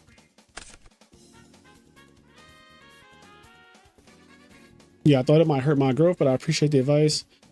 I'm making a new channel. I'm about to start a retro Yu-Gi-Oh channel soon. I'm just nervous. Yeah, my biggest advice is, my number one advice for starting YouTube is be consistent. Most people start YouTube channels and the YouTube channels end up in the YouTube graveyard. There are so many people who like start a YouTube channel and they post a video once, twice, 3 times, and they never post again. Or they post a video like once every couple of months, and it's like, okay. Like, those channels, they don't really go anywhere. So be consistent, and then pay them haters no mind. Like, pay them haters no mind. Take the constructive criticism. Like, people will help you out. Like, there are people in the comments who genuinely mean well, and they're giving you advice or things that you can improve upon. And I've improved my channel because of a lot of the comments that people have left on my channel. Like, they have genuinely helped. But then there are people who are like, they're not trying to help. They're just trying to be mean. And it's like, that can just go to the bin.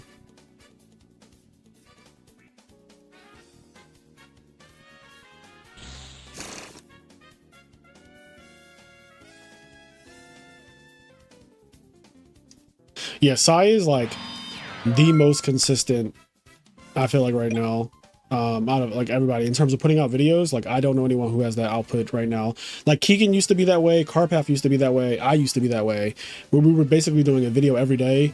And I think all three of us have like slowly started doing less videos. Like I'm probably still doing more videos than those two because I think Carpath started doing other things. Like he took a long break, and Keegan also has seemingly slowed down a lot.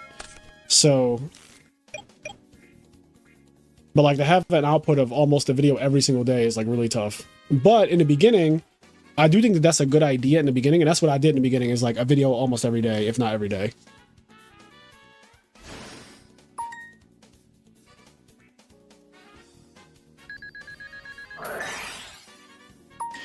Yeah, yeah, exactly. You got to play to your strengths. That is definitely like my channel is for the competitive player, and we also have some casual content as well. Like Master and Disaster is definitely more casual. Like we do fan submissions, we do like BS decks and stuff like that. That's like more casual stuff. And then Teach Me How to Cook is like for competitive stuff. So Teach Me How to Cook is usually going to be someone who's accomplished, and we're showing off a deck list and you know the mindset of the person, right? So we have like Zabo, Eric Shen, Marcus Hayden, like OG, Televisual, A True Hero, Pro Storm, like you name it. Like all of the top players basically for that type of stuff. And that's like competitive content. And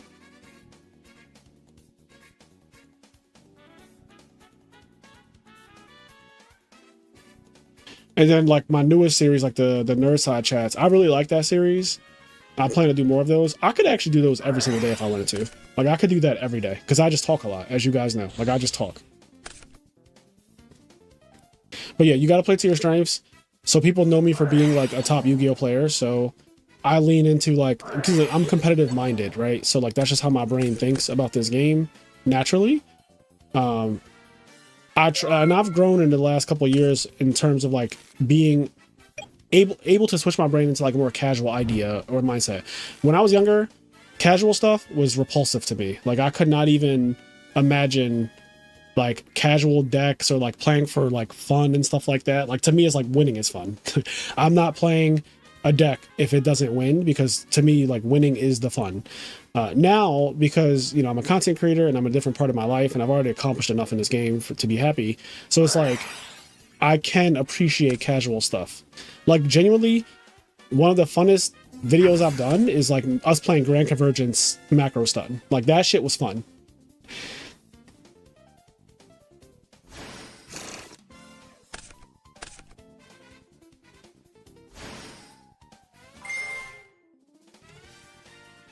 We could definitely collab Sai at some point. Like I'm not, you don't have to be like a tournament winning or major topping player to be on Teach Me How to Cook necessarily. As long as we have a deck that is just like, I think people would actually enjoy seeing it shown on the channel. Hopefully something I haven't done a million times. Then I think there's merit to it. Like I've done remove brainwashing on Teach Me How to Cook. And I've done Ojamas. The Ojama video is crazy, by the way. That video has like 40,000 views. The Ojama video is actually wild. That video, that Ojama Teach Me How to Cook with Crops, shout out to Crops, that video has like 40,000 views. Your Soul Exchange video was great. I was surprised by how much you could say about it. Yes, I could do that with every single card. Like, I can just yap about anything Yu-Gi-Oh related for that amount. Like I think that was that video like 20 something minutes. I could do that easily on every individual card. I could do that. Like that's not even hard. That's why I said I would probably start doing individual, like Soul Exchange was the beginning of that, but I could definitely do like, let's just talk about, I don't know, enemy controller by itself, right? Like let's just talk about that Stalos. Let's just talk about whatever, Swap Frog. Like it could be anything. It could also be cards that like you guys don't know I don't necessarily play outside of like content.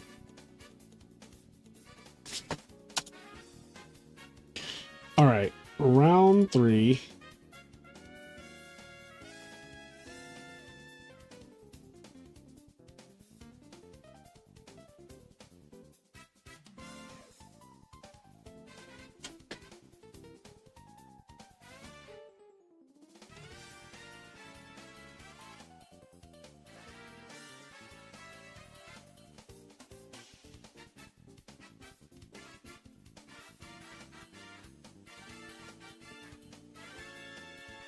Hmm. Well, well, well, if it isn't Mr. JANK himself in the flesh. In the flesh.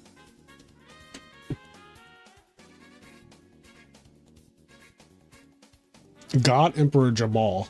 Love it.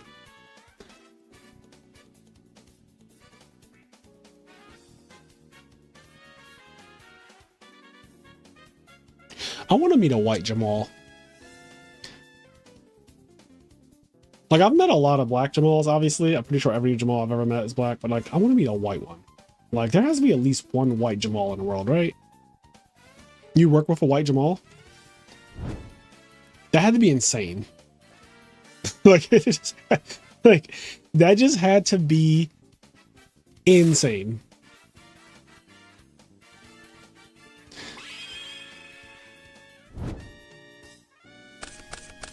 Like, Jamal is such a black name that, like, when you say it, like, white people don't even turn around. Like, if you say, like, if you're in the middle of, like, a Walmart or, like, a Costco or fucking BJ's or something, and you say Jamal, and it's, like, 100 people in front of you, like, nobody white is turning around. He still had a black voice.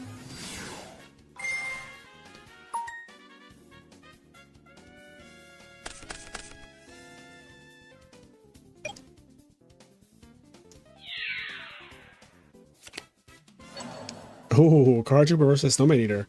So this is basically just a cantrip. We are using Card Trooper as an Upstart Goblin. that's basically what it just did. Calm down, Jamal. Don't pull out the 9. That's one of my favorite like clips ever. That clip is so goated.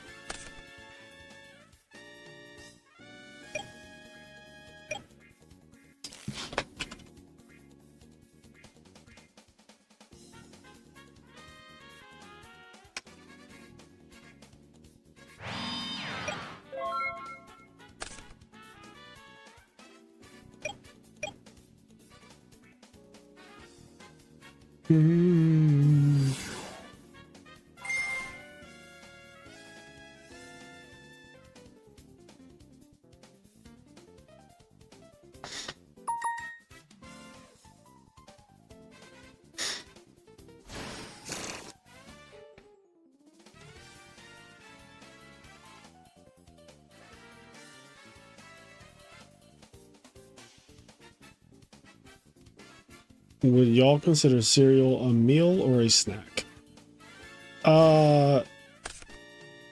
It could be both. I think cereal can fall in either category depending on how you're eating it. So if you're eating cereal as a meal, like you're like, okay, this is my breakfast. I'm eating a bowl of cereal for breakfast. That is a meal, right? If you are like, I'm kind of hungry, but not enough to eat a full meal, and I just kind of want a snack, you could totally pour a bowl of cereal milk and be like, this is a snack. Like, for example, Fruity Pebbles is my favorite cereal growing up, and that shit is a snack to me. Like, I could eat a bowl of Fruity Pebbles right now and it will not be my dinner. It is a snack though. It will definitely not be my dinner. I think the real question is it super solid? How could it ever be solid? Like, I can almost see how it could be soup, but how could it ever be solid?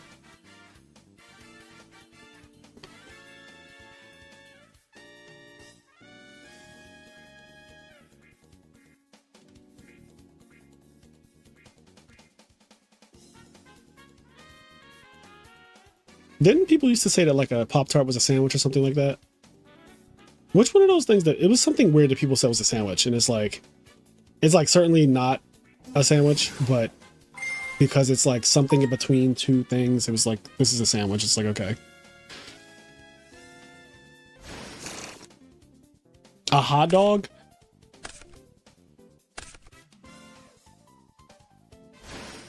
A hot dog is a sandwich? A Pop-Tart is a Wellington. Hot dog is a sandwich is what they say? I don't agree. Maybe I don't know what the definition of sandwich is. Maybe my definition of sandwich is just different than like what the actual dictionary definition of a sandwich is. I don't see a hot dog as a sandwich though. Like if I said let's go get sandwiches for lunch and you suggested hot dogs,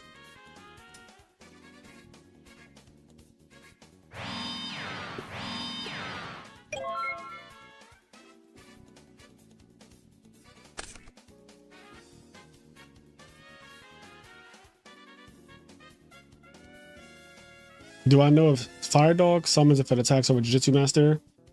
So the judge in the server is saying the effects form a chain, both activate at the end of the damage step. Chain Link 1 is Jujutsu Master, Chain Link 2 is Fire Dog.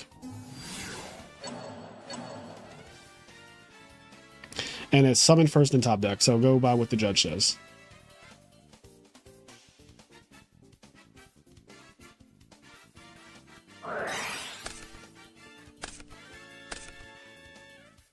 Mobius the Frost.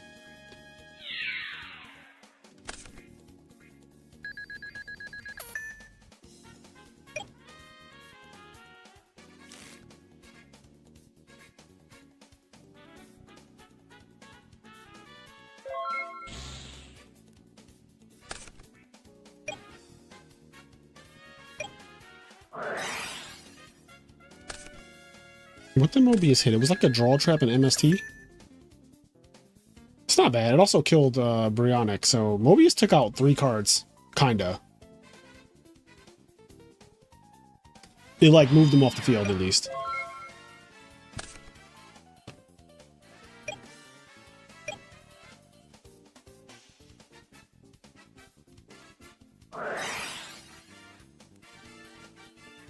Oh damn, he's got all the backer removal.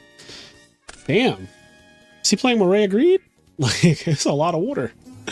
He's got Heavy Storm, Mobius, Deep Sea Diva, Spine Gilman. Like, it's a lot of water out here. Yeah, bro does hate back row. Don't bring no back row around him.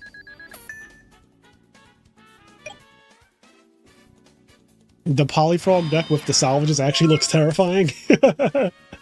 I love the way you put that Xyz Tower. Yeah, I do think that the deck is, in my opinion, my humble opinion, I think the deck is better. I think the deck is better with the salvages than Upstart Goblin. If you saw today's video, like, yeah, Pana, I think Pana has played in one of my tournaments before. I don't know if he's played in any of my JANK tournaments. I think he played in like the Circuit Series though. Yeah, if you saw today's video, the Poly Hero Frog deck with salvage is terrifying. Like it just flat out is. And I don't even know how to play it correctly. Like I genuinely don't know. And I'm sure I'm not doing the plays correctly.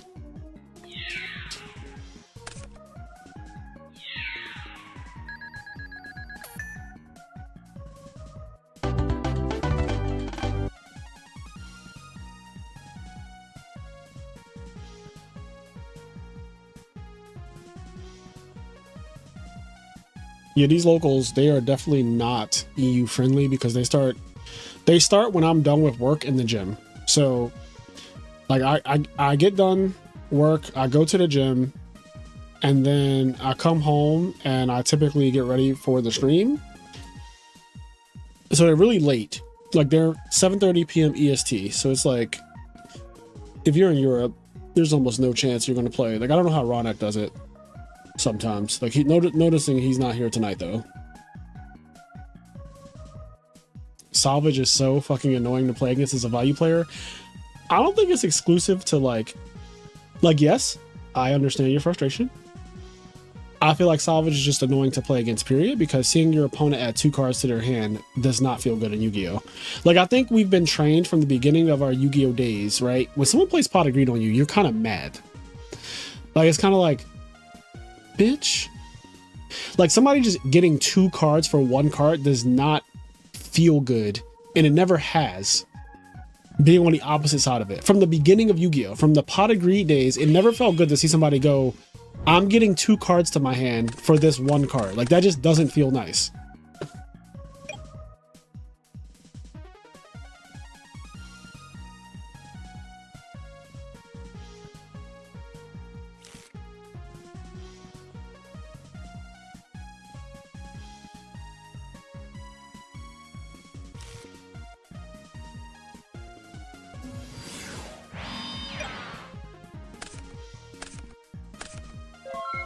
Nice, nice. Milling a piece. The Flamval Fire Dog for the Rekindling. Rekindling is at 2 now, though. So, not as guaranteed of a payoff.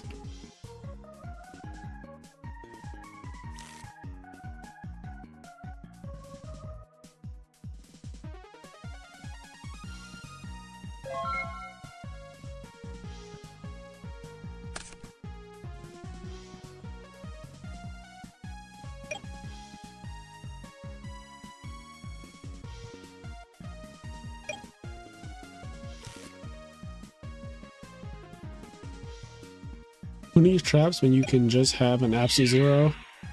Very true. Best defense in the game. I do think that zero, like I've been trying to drill this into everyone's head. Absolute zero is the best boss monster in the format next to Dark Crown Dragon. It is outrageous how good that card is. Like, it is a sword and shield built into one. It is very hard to deal with. It is a card that if you've already established a board, it just fucking cleans the entire thing. Like, there's really not a board that it can't just clear.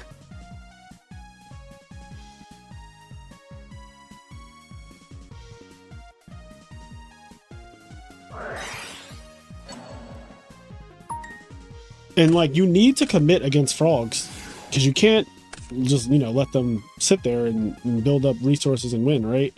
So you commit, and then they fucking go Miracle Fusion, and you're like, God damn it.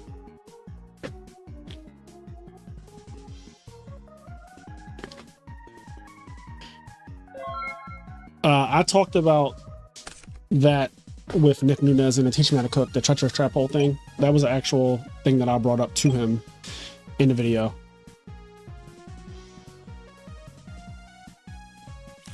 I mean, you can do whatever you want with the deck, honestly. Like, I don't think that the deck is very clearly not solved, because I added 3 salvages to the deck, and I think that it's already better than it was. So, like, you can do any number of things to it.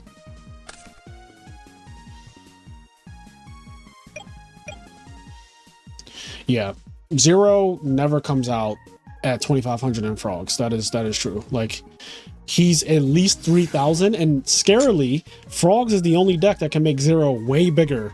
Like hero frogs and polyhero frogs, they're all hero frogs, but like hero frogs make zero the biggest he ever gets. Like, I've had zeros that are the max attack of like 4,500 from just my side of the field. Like, I have 5 guys on the field, and zero being one of them, and he's just like straight up 4,500.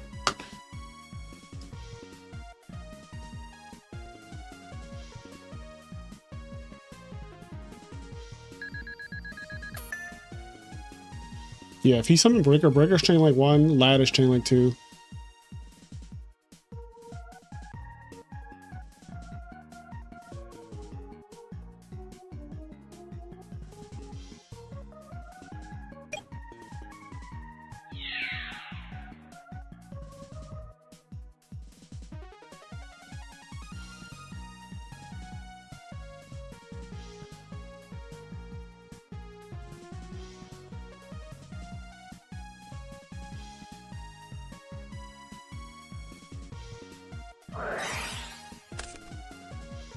Okay, so he's gonna bottomless Breaker.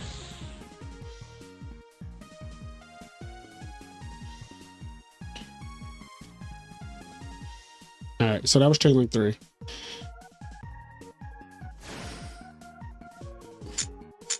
Well, no.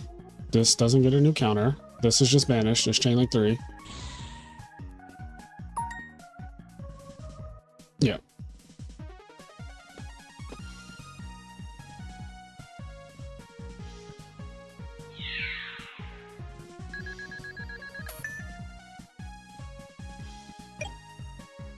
Lad is so good.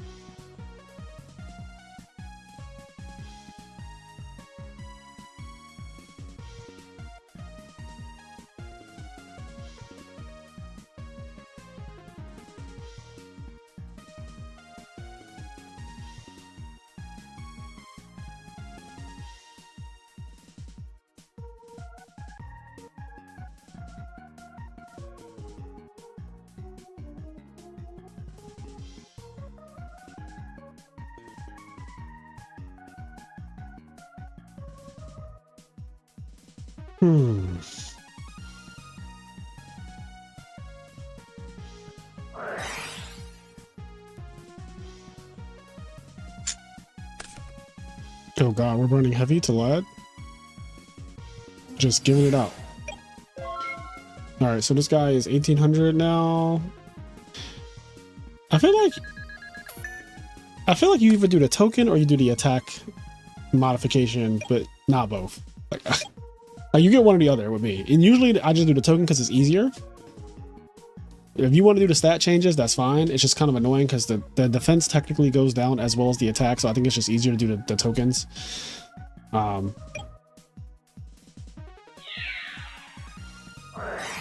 He has no graveyard.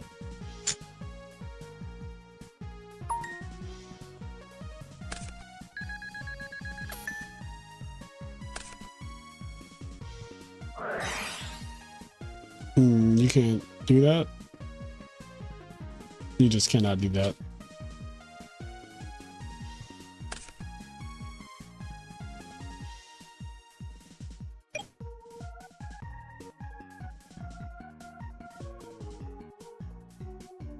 Yeah, you just cannot do that in damage step. All right.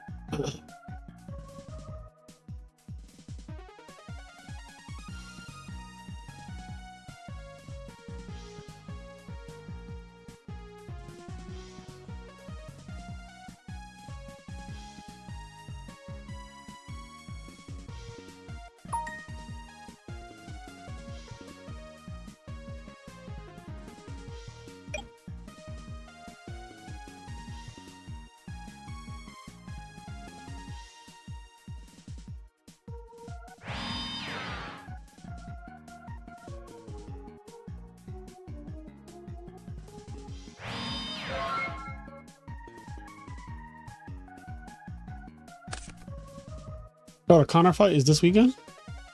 I forgot all about that, but I will be tuned in at some point, I'm sure. Hopefully it's not too fast.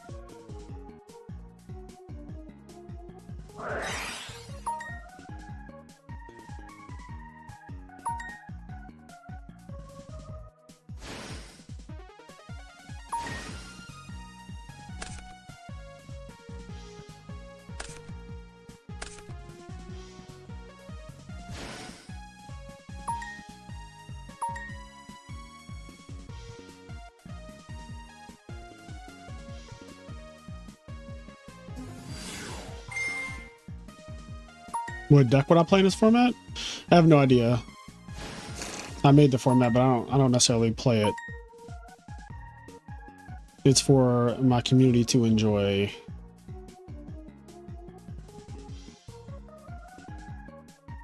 I'm liking a lot of the lists that I've seen though. Like I like Ronak's list from last week. I like Chris B is always cooking. Like every time he just brings it to you every ball.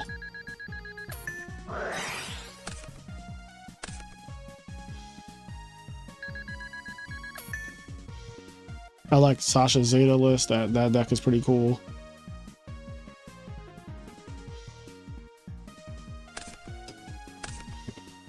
Yeah, Ronak's Yamana Dragon deck was like so cool. Just resolving that card is such a dopamine rush. Drawing 5 cards is insane.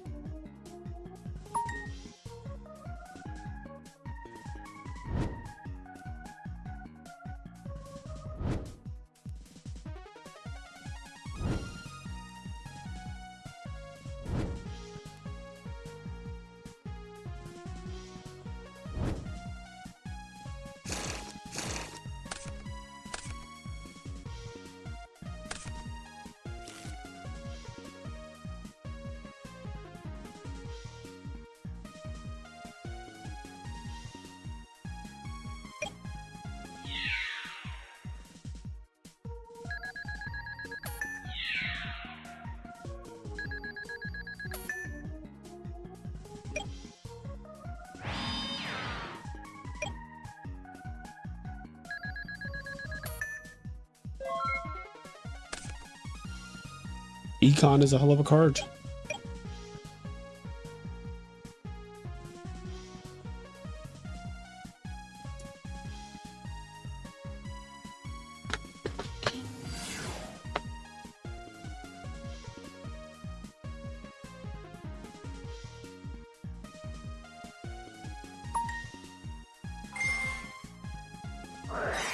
Oppression. God damn, he has it all.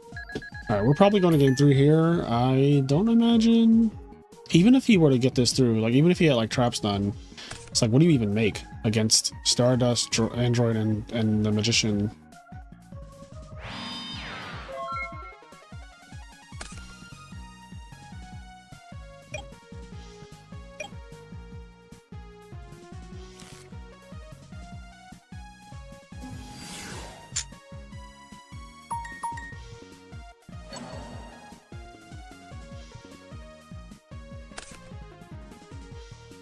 Really?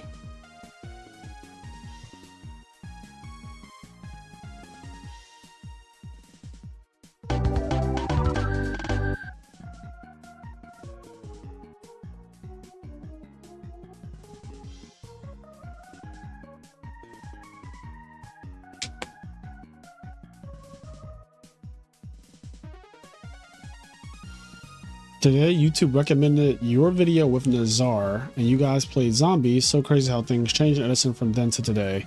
Yes, Nazar is and was a very big believer in the zombie deck.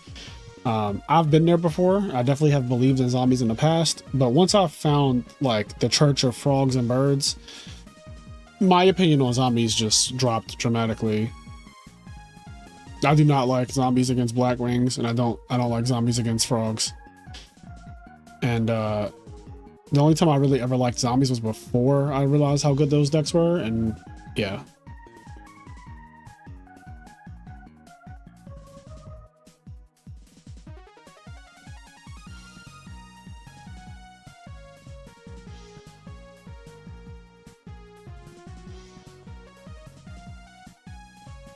Zombie versus Value Turbo feels terrible. So I have not played much of that matchup, but I know Sizzle does not like playing against zombies with Value Turbo. What does zombie feel good against? I don't know. I actually don't know what deck zombies is like what is their like favorite matchup. I have no idea what their favorite matchup is. I don't know.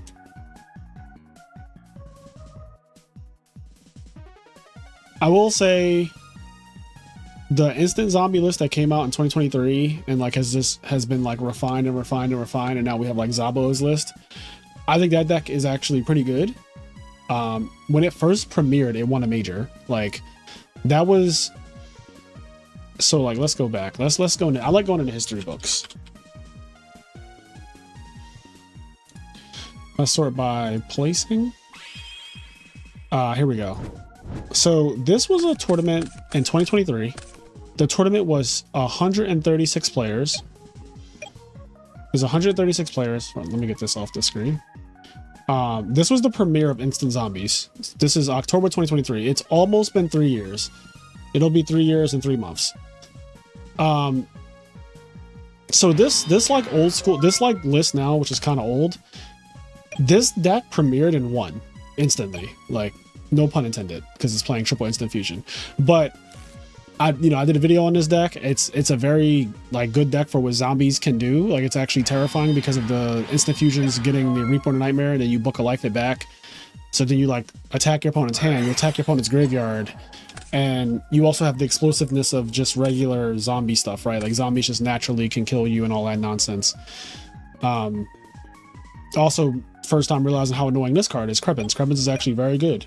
And people thought that the only way to play zombies for years was to really play with like Deep Sea Diva. And then here comes this build, and it's like, we don't play Diva, we actually play Krebins, and it's really good.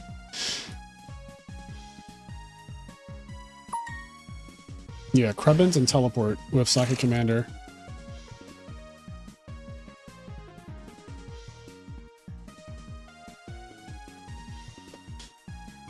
The Mirror is their best matchup since Zombie Master becomes a Monster Reborn. Yeah, also the what's the other guy? The Doom Kaiser Dragon. Doomkaiser is also like insane in the mirror.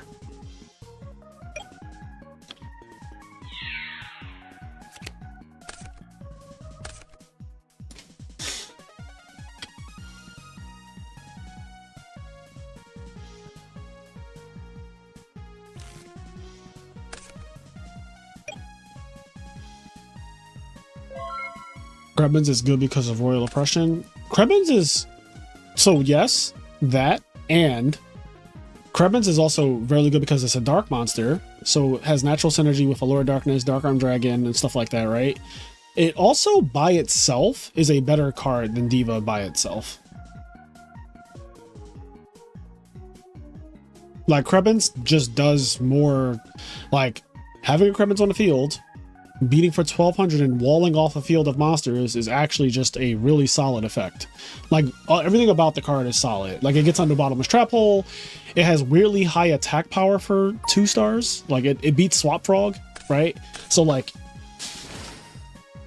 it beating Swap Frog is relevant because that means that you can't pressure me with a Swap Frog. Like, if I summon Krebins, you have to change your plan. Like, you can't just go Swap Frog, attack, and return if I summon Krebins. Diva and Zombies, because Zombies do not play Gilman, right? So Diva and Zombies is just bad by itself. If you don't already have a setup with Malicious or like Goblin Zombie or something to synchro with, Mind Control, Brain Control, whatever, Diva is ass. Krebins by itself is just a solid card.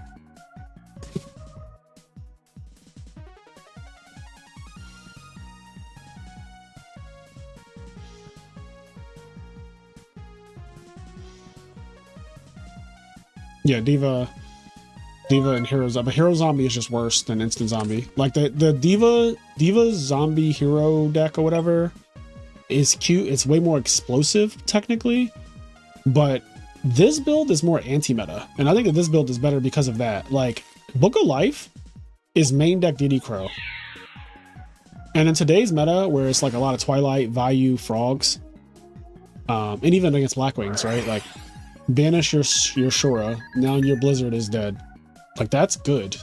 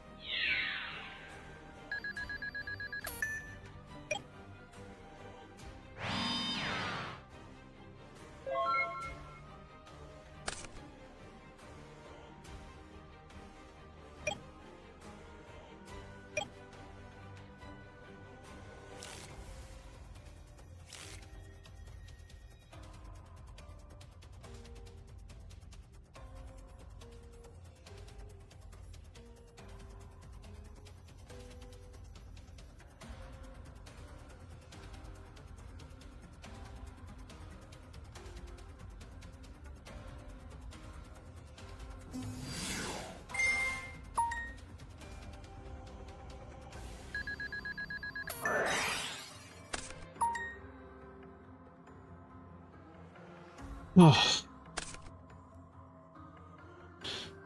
What tier would Frog be if they didn't have Treeborn? I don't know.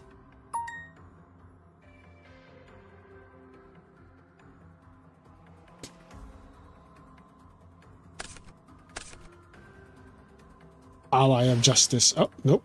I lied. LLJK lies. We got an android, baby. In. Ooh, big damage.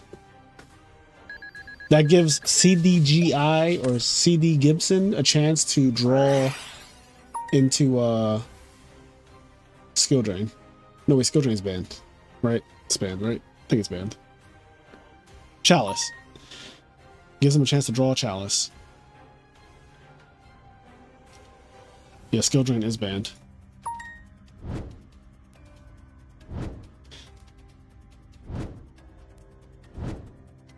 Chalice might actually be pretty decent in this format too. I think Phoenix Chain is good in this format. There aren't any Raikos, so like I feel like one of the biggest problems with Phoenix Chain is Raiko exists. So your opponent flips Raiko and they target back row and you Phoenix Chain it, and then they like tribute it for Caius, and you're like, okay.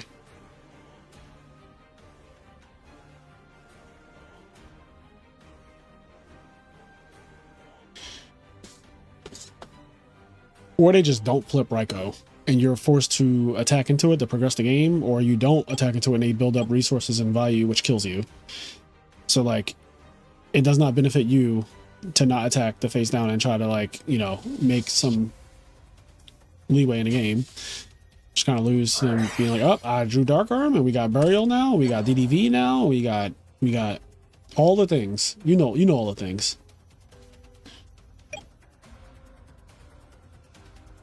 He's trying to come in. Let him in. Let her in, I should say. She's coming in hot.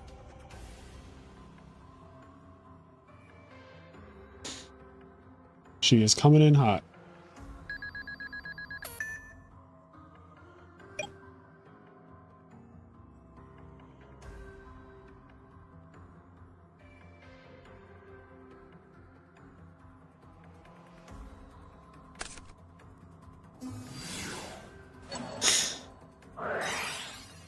Bottomley. I know IKO is a little scared, like, holy shit. What the fuck is the correct AOE ratio? It's the friends you made along the way. That's what I think. I think the correct AOE ratio is really just the friends you made along the way. I have not played multiplayer in Slay the Spire 2 in months. But I did see that they added a lot of multiplayer cards, which I think is really awesome, and I'm glad that they're actually supporting multiplayer. But no, I have not played it, but Stango and Luke Feeney play it every single day, and I'm not joking. Every single day they play multiplayer. They played multiplayer today, they played it yesterday, they played it the day before. They usually do multiple runs every day. So I watch them play often. Like, I saw their run today. It was Silent and... is it Defect? Silent and Defect. They had a Silent and Defect run today. And I think Luke got Beacon of Hope, so he was blocking for Stango. And they fought Waterfall Giant. Waterfall Giant exploded for 61, and neither one of them died. That's how good the block was.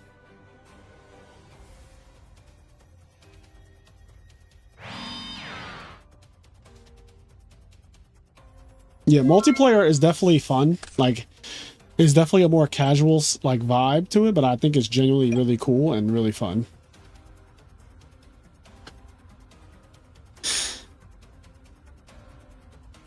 I'm currently on an A10 defect run. Like, right before, it's funny, before the stream, I was actually playing Slay the Spire, and I'm on a A10 defect run, and the run is already over. Like, it's so cooked. My Act 3 bosses are... it's the Queen and Aeon Glass in that order. My deck is like triple turbo plus Runic Pyramid is like one of my boss relics. The other boss relic is Psy, and like I have like Compact and like triple hologram. It's just like the run is cooked. Like, it is so cooked. I would have finished it if I didn't have to stream. Like, Luke was watching me play it, and we were both just talking about how ridiculous like everything just got so out of hand. What happened? Oh, okay, he lost. Okay.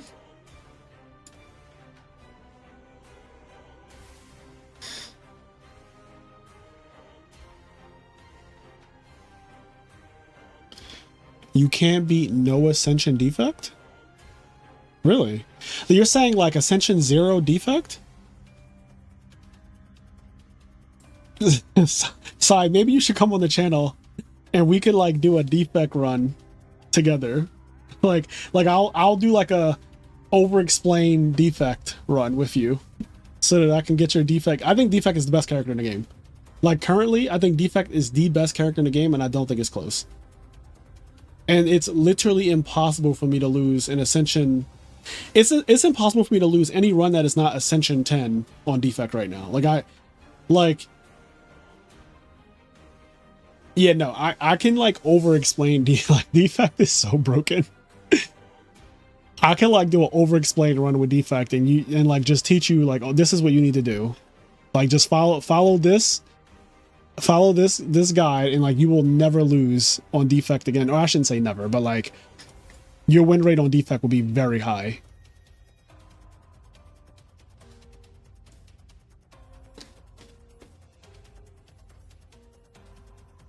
Oh, we're waiting for Poppy Churro. Are they done? No, they are not. Yeah, creative AI is broken, but the best power in the game is Echo Form, and it's the defect card. Echo Form is by far the best power in the game. Echo Form is one of the best cards in the game. Echo Form is like outrageous. Echo Form is outrageous. It was outrageous in Slay the Spire 1, and it's outrageous in Slay the Spire 2.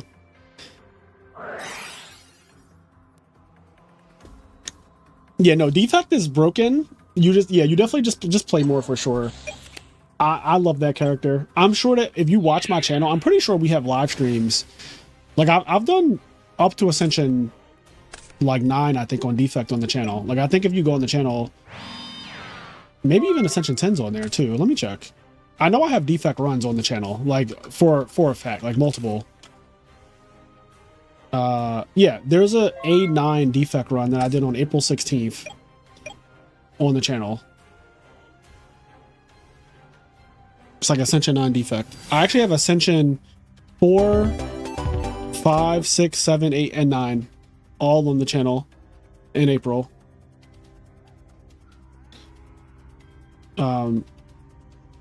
That character is so fun. My 2 favorite characters are Defect and Silent. Then it's Regent, then Necrobinder, and Ironclad. I really don't care for Ironclad, and I'm not as good on Ironclad as I am with the other characters. Like I feel like my characters are all around the same level except Ironclad. My Ironclad is just not as good as my other characters. I just don't like the playstyle of Ironclad, which is basically block with your face a lot of the time.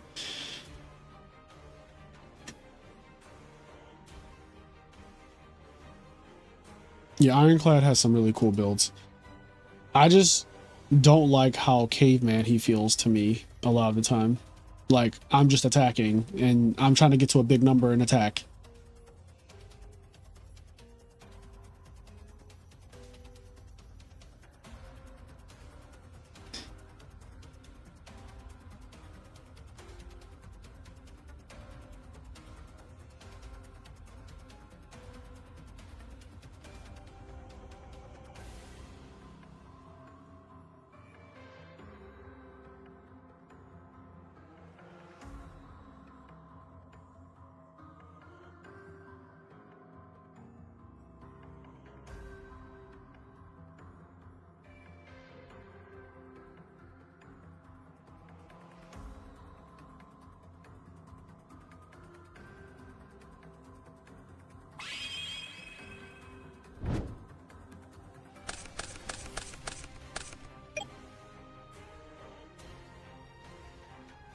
Hello.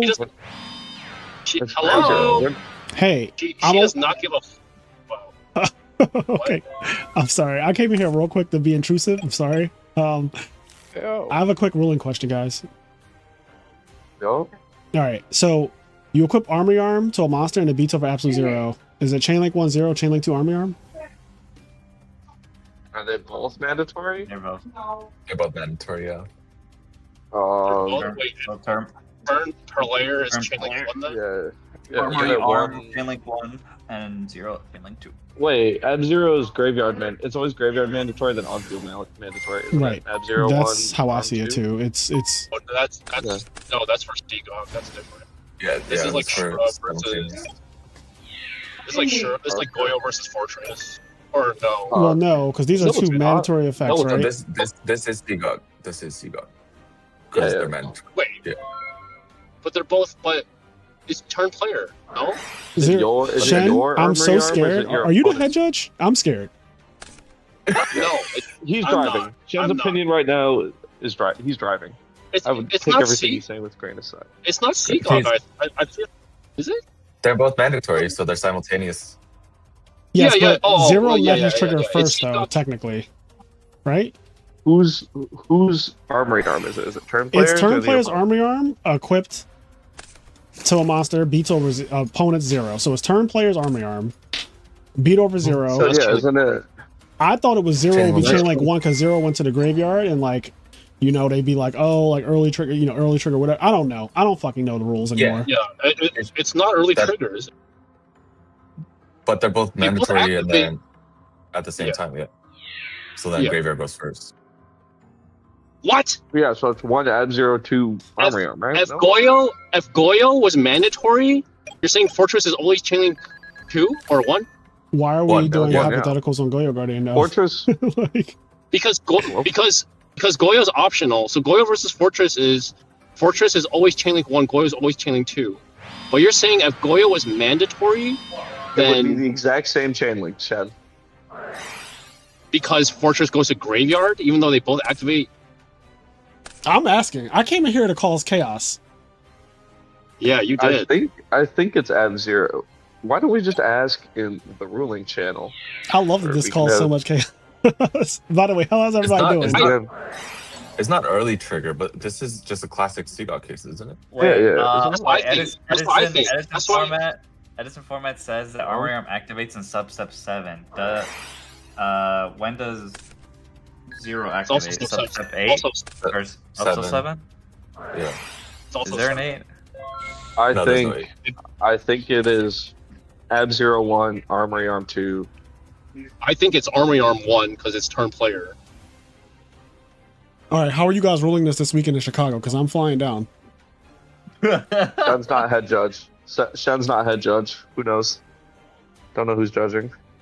Is it Vidmar? I don't think it's early trigger. Early trigger only applies when you like this is actually sacrifice. Oh, Yeah, oh this wait, is isn't not it? early Isn't judge? Is David Salinas judging? Is that the Yes. judge? Yes. Hey, by the way, I am live on YouTube. Not that it really matters that much. We're just talking about rulings, but just FYI, Uh-huh. Okay. because I'm streaming my JANK tournament right now. But anyway, so If I was ruling it, it's Armory Arm is turn player. Armory Arm is chain link 1, and Ab-Zero is chain link 2. But then Armory Arm has to stay on the field to resolve, right? So I don't think it goes.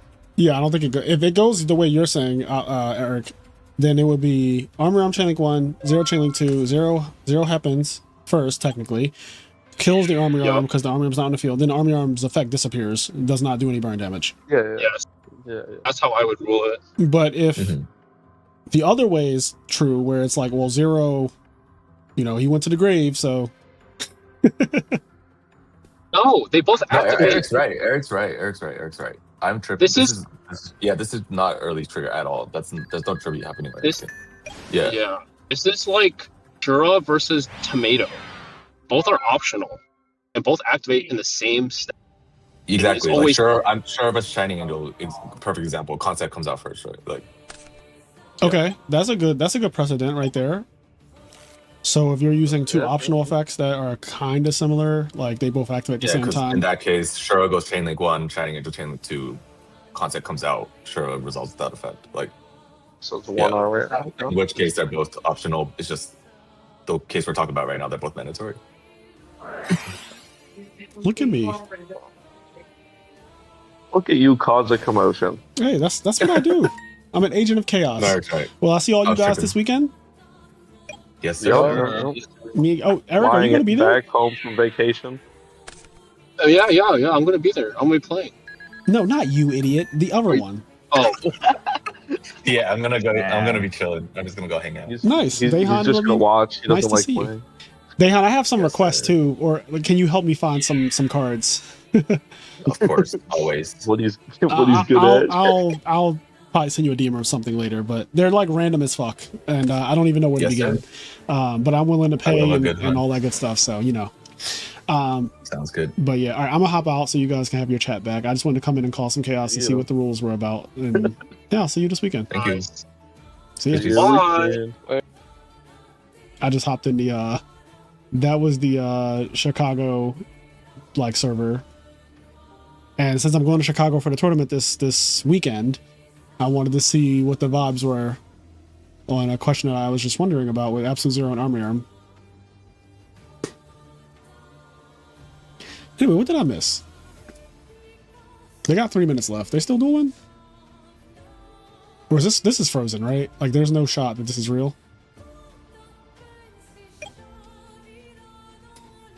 Yeah, that shit was frozen, I think. That shit was Elsa. So we got some kind of plasma.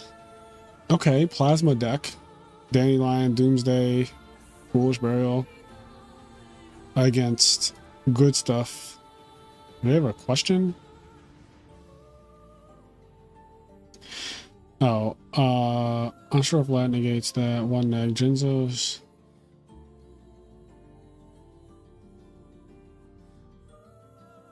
What's the question?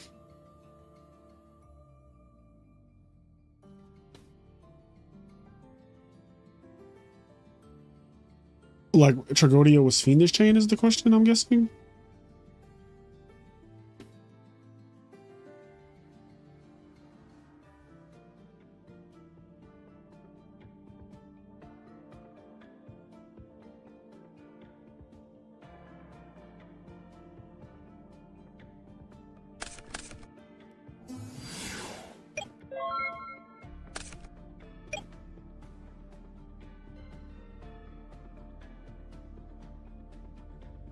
Oh, Tragodia was under Plasma?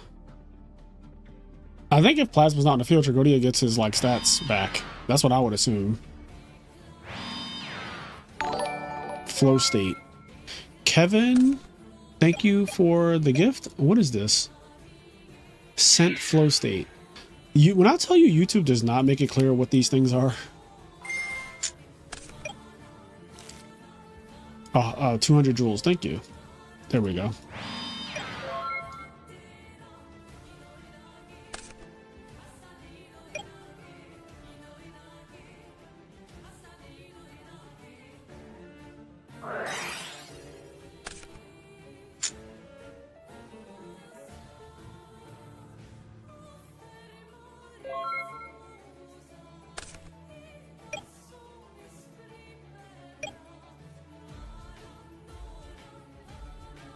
What block card are you supposed to take on defect? I mean, Glacier is one of the best block cards in the entire game.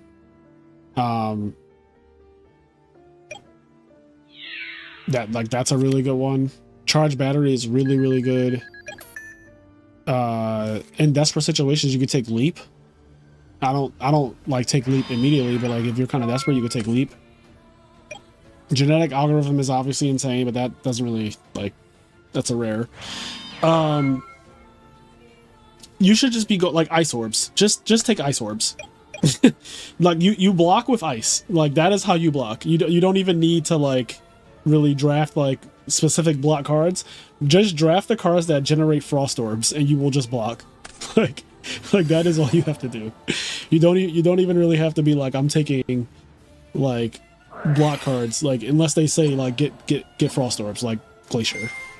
Cool Headed is really good, for example, for that very reason. Defect actually has some of the easiest time generating block out of any character in the game.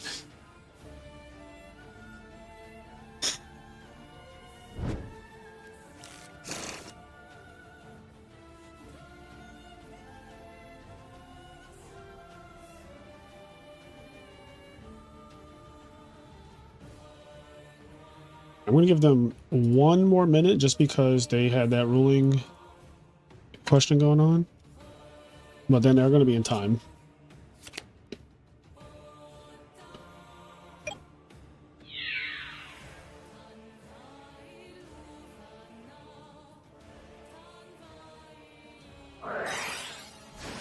It's funny because in my A10 run right now on defect, my main block card, like my big, I should say not my main block card, my big block card is fight through because I'm using like a status defect build kind of. It's not, it's kind of like it's half-ass status. I have like a compact in my deck, and I have a rocket punch plus, a compact plus, and a rocket punch plus. So like fight through is like not as bad because I can actually get rid of the wounds if I draw them with compact, and I have runic pyramid, so I can always have compact. Whenever I draw the wounds and stuff, I just guarantee I have compact to go with it by just holding it. Or just using one of the holograms to get it back. Hologram is insane too. That's a, technically it's a block card as well, like it generates block. That card is nuts. Alright, you guys are in time.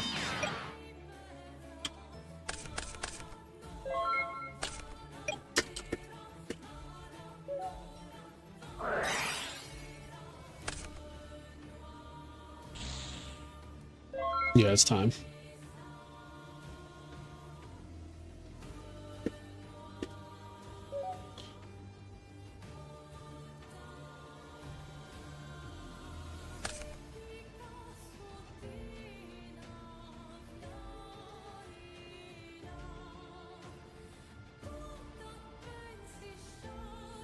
All right, Poppy needs to admit defeat and report.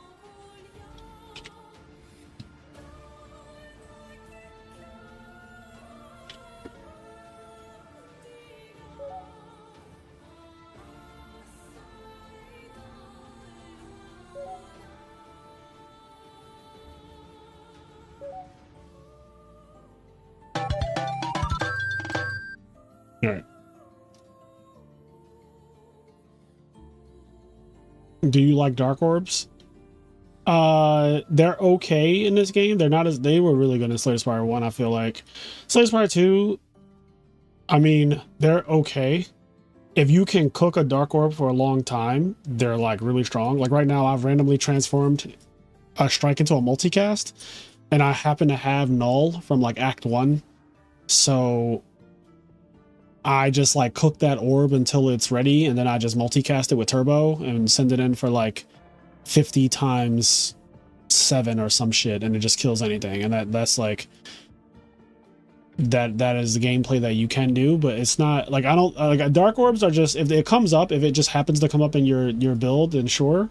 But I don't like default, like I won't just draft darkness just because, like it really depends on what it's up against. I do think dark orbs are fun, but typically like defect can just do so much more in this game. Character is kind of dumb.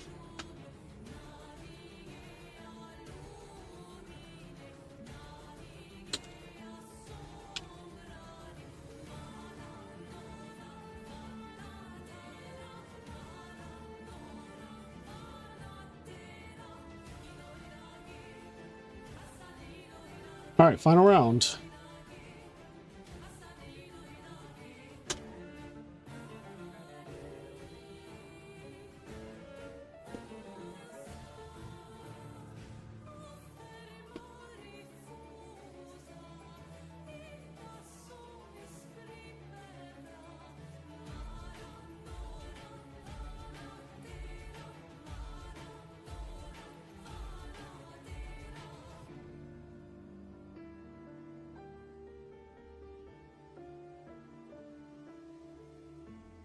Baku Brody, Anthony Phillips. We get to watch, this is the Frog OTK player who got second place at Maryland. Frog OTK.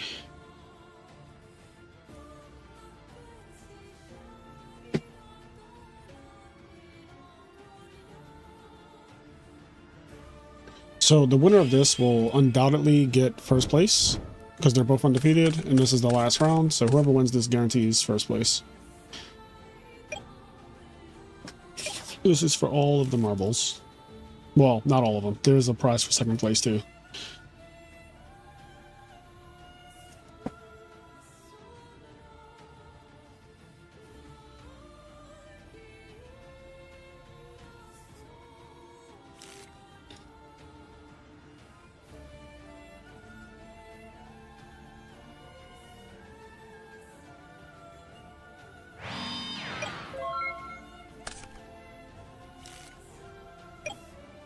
Isn't it nice knowing that that back row cannot be dust shoot? Like, you know when you play Edison, if you played enough Edison, you get kind of annoyed or nervous when your opponent sets a back row or two turn one. Because you're just thinking in your head like, oh god, it could be dust shoot, you know what I mean? You're just hoping that it's not dust shoot.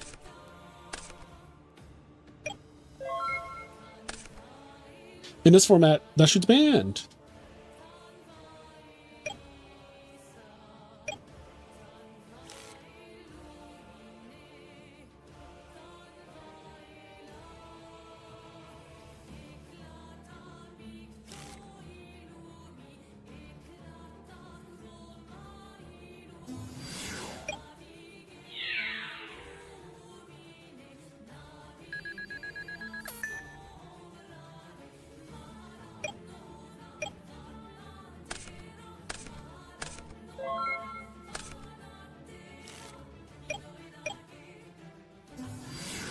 Botanical lion.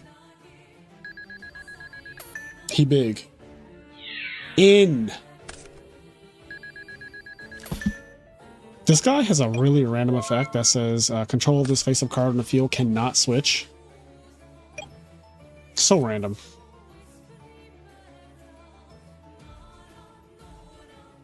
I haven't the slightest clue why he has that effect, but he does.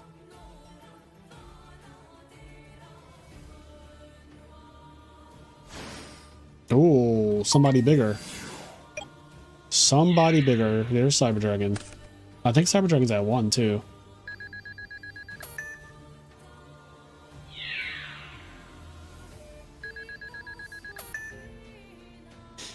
When a set one is mind control, you keep it forever. If you set Botanical Lion and your opponent mind controls it and flips it, it's just stuck. Like it cannot return to the actual owner of the card.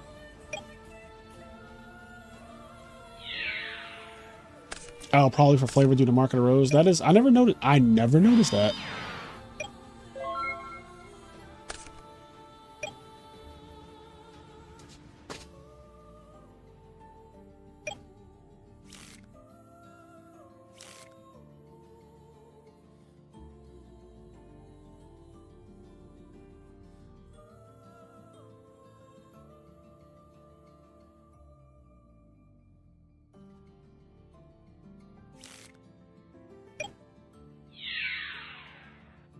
In Ageki break. Ooh. Dropping Dandelion. Okay, okay. One of the things I absolutely love is how people just cook. Like, I love seeing people cooking.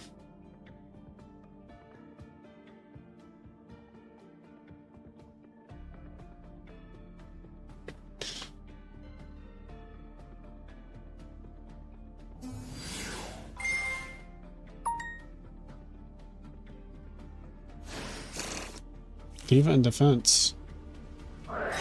Upstart Goblin. Man, listen, I'm at 7,800. Those divas got to get in the field. They got to take out those sheep tokens. Yeah, he got to buy. So I'm pretty sure that even if he wins, he's not getting first.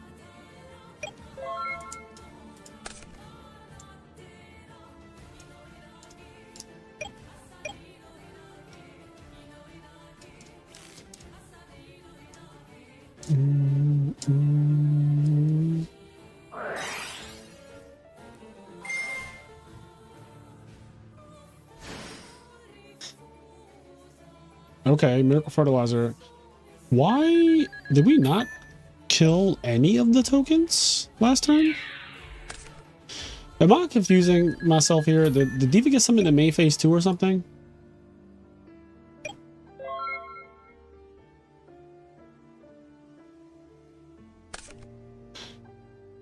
I don't know. I feel like Diva, unless Diva got something in May phase 2, I feel like the Divas, at least one token could have died.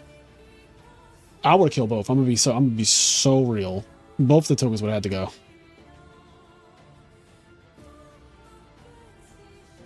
I'll be putting my Treeborn in attack mode against plant decks. I don't give a fuck. Come get me. My Treeborn will be screaming, come get me. I'll be back. I always come back. As he gets beat on by a fucking botanical lion. My tree bro comes back with a black eye. It's like, I didn't hear a bell.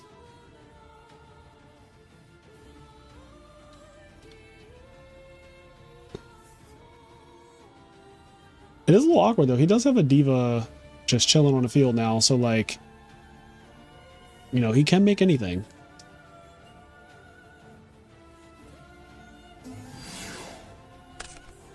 Yep. Here's anything.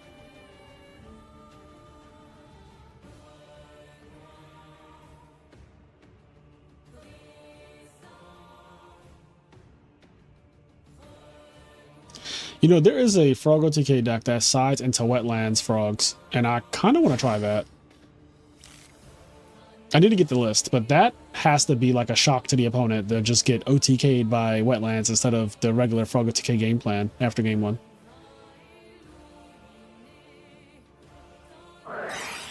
Ooh. Big Avarice, not the little one.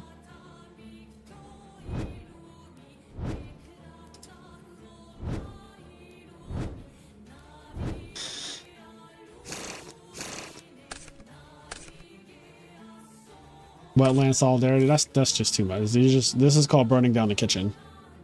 Sometimes you just overdo it, you know? Wetlands is enough.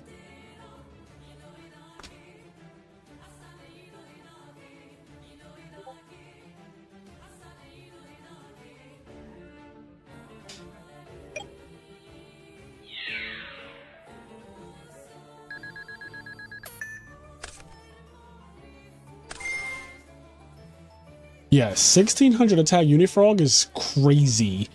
Also, the fact that Unifrog can be bottomless trap hold is funny. The card that Unifrog usually beats, he now loses to? That's hilarious.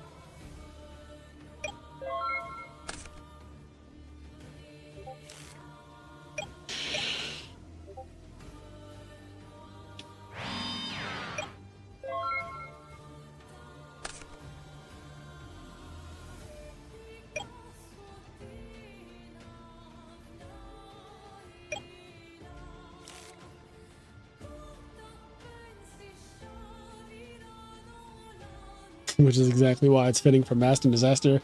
That is definitely a Master and Disaster deck. I don't know how well it will work though, because you can't play anything else with Solidarity. Solidarity is such a restricting card. Like outside of Black Wings and maybe like Dragons, is so restricting. Oh god. He is just making fucking synchros. Oh my god. He's dead already. No. No. He's dead. He better have Battle Fader, bro. Honestly, I think we could have synchroed to make a level 8 to clear space so if Goyo needs to take Gores. But you know, small optimization. It's still a game if you synchro too, right? So like, if you synchro make like Colossal Fighter or Stardust or something, you can still you still have enough for game, and if your opponent does happen to have Gores, you're just like, okay, I'm taking that.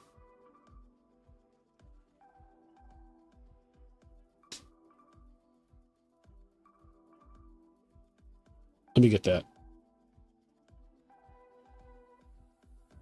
Yeah, but Kindling is a hell of a card.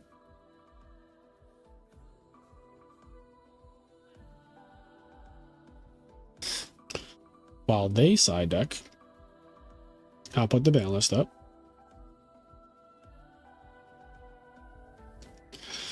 Dun, dun, dun, dun. Dun, dun, dun, dun. Where's my music? Did it stop again? Okay, no, it didn't this time. Although I don't hear anything.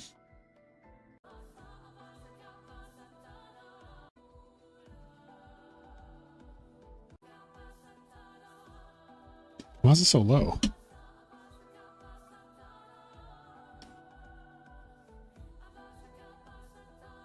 I guess this track is just really low. I barely hear anything. Turn this one up a little bit.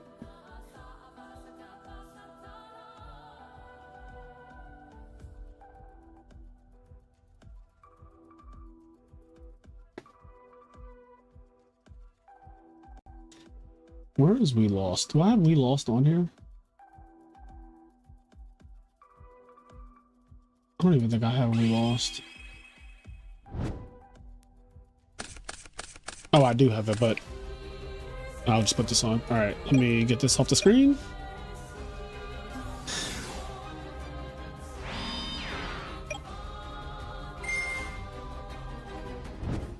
All right, I'm gonna turn this down some. Since this song does not have bad volume.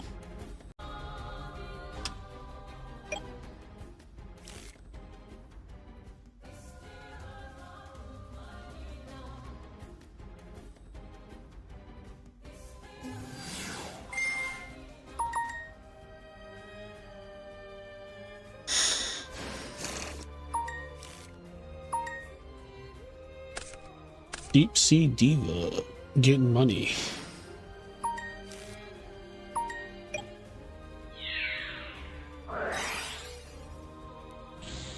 Be gone.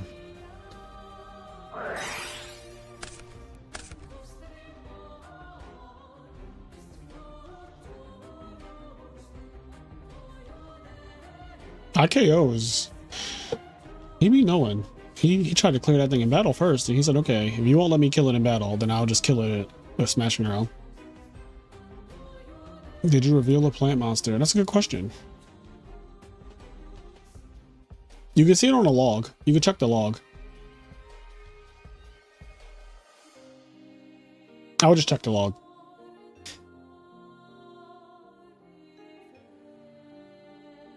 The reveal lion, yeah. You could also just like you don't need your opponent for that one. You could just be like, I'm just checking the log.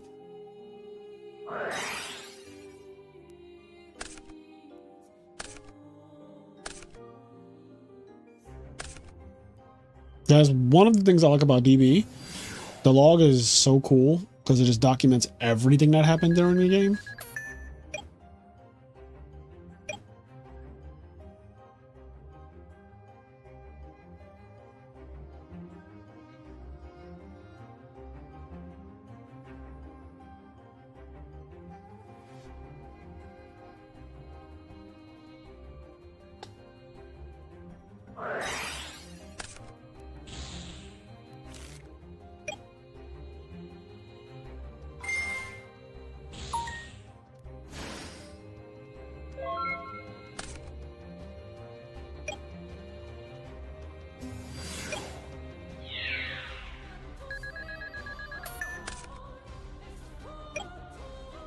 Amaryllis is actually so weirdly bad against Flamvel because of Fire Dog. Like, I didn't think about that because I've never seen this interaction before. Well, there goes the neighborhood. Oh wow, 3,600 life points.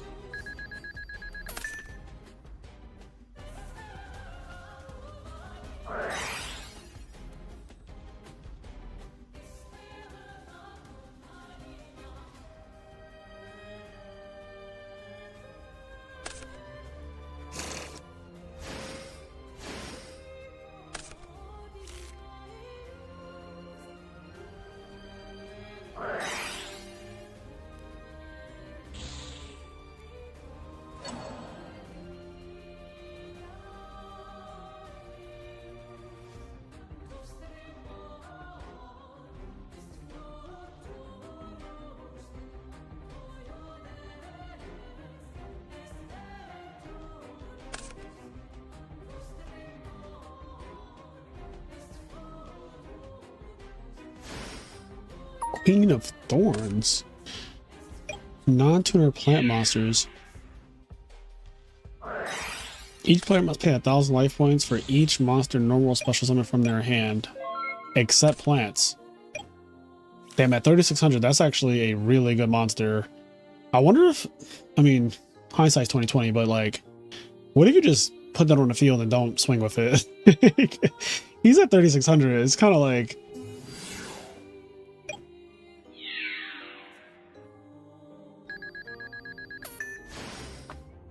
oh, that's a big Gores in this situation. So, the question is, do you believe the back row is Mirror Force?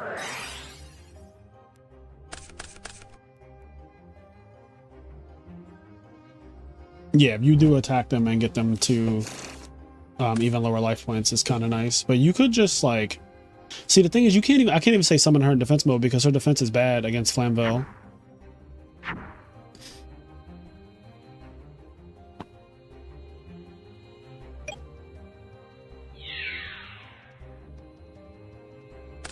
He said, I don't believe you have it.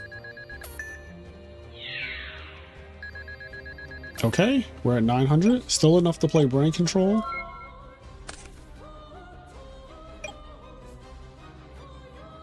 Does he have call set? Or rekindling. It could be rekindling as well, I suppose.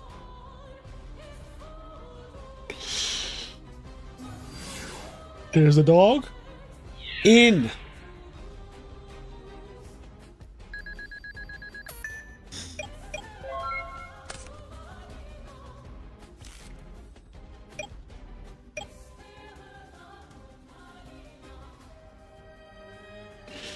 If you had to choose a WWE theme song to come out to, what would it be? It would be Oba's theme song for sure. Like Oba is his entrance is one of the best intros in wrestling I've ever seen. Like I love it. Like I love everything about it. The way he appears with the silhouette and like the fucking green lightning and shit all throughout the stadium. And then the walk too, like the walk that everyone does in the crowd is just amazing. It would definitely be that one.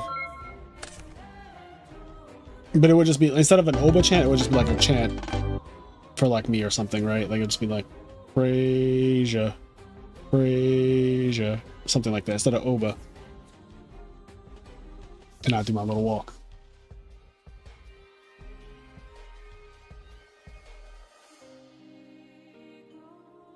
It'd be cool. With a dual disc on my arm?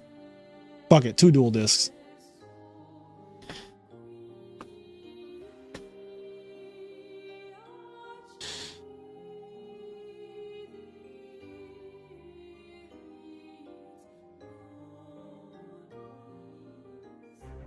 A song of birds and frogs. Edison format.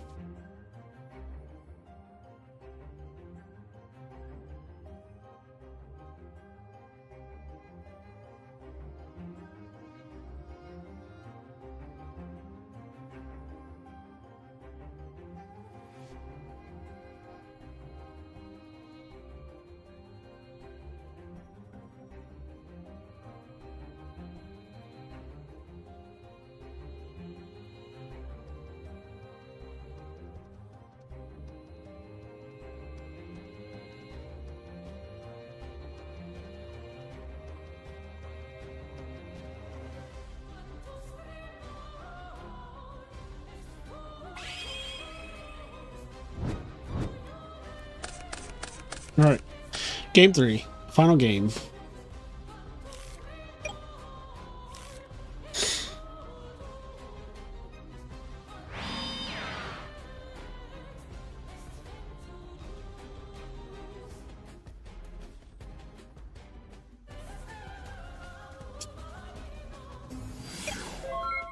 Summon Flamvel Magician pass. Interesting.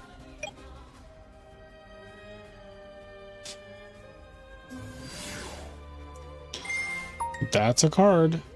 Gets on the bottomless trap hole. Does he have the D prison? He does. Okay.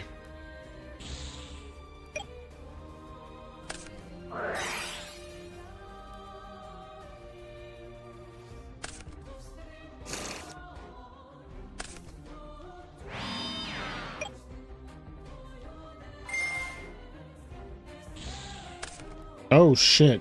I was thinking like, do people saw Crow in this format and like JANK?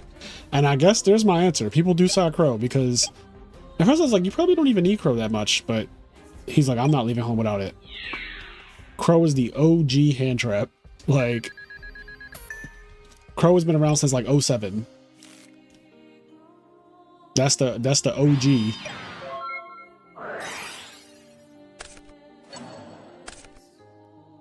Spiritual water art with a Flamvel Magician on the field. Bro, I have seen it all. Spiritual water art with a Flamvel magician is fucking crazy.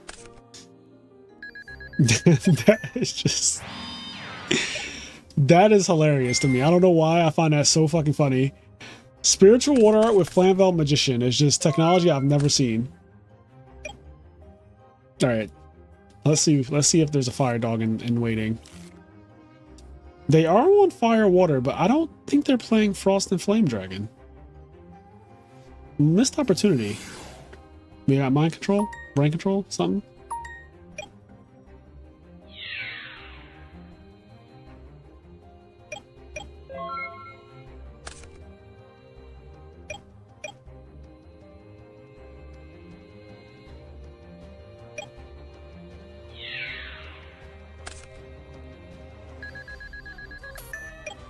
How many times do I have to put you down, old man? Ooh. Shit mills.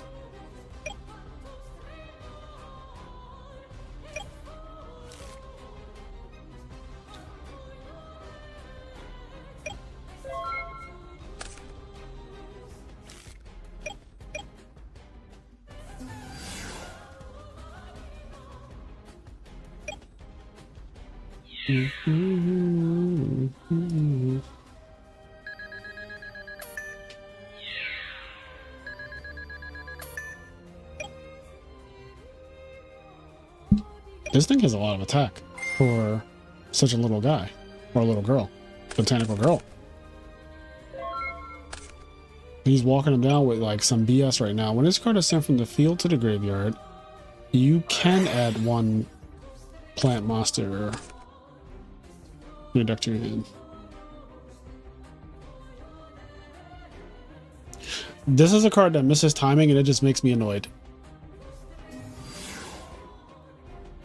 Yep, here's the dog. Oh, here's the dog and two magicians. And all of a sudden, IKO is turning this duel upside down. Wow. That's a huge swing in tempo here.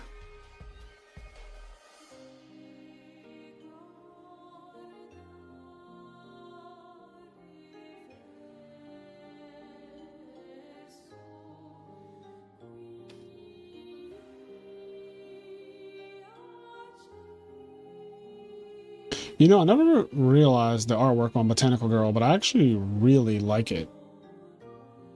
I never looked at this card before. Like it genuinely looks cool as hell. This is... I love old Yu-Gi-Oh cards.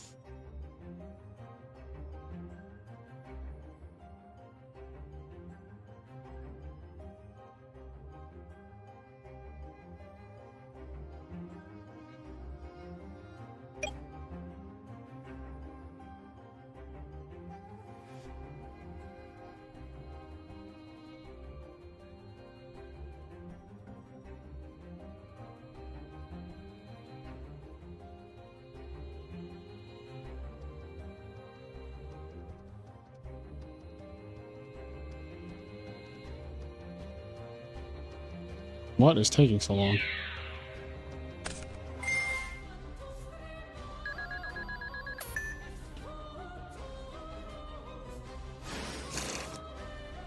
Triple Flamvel Magician.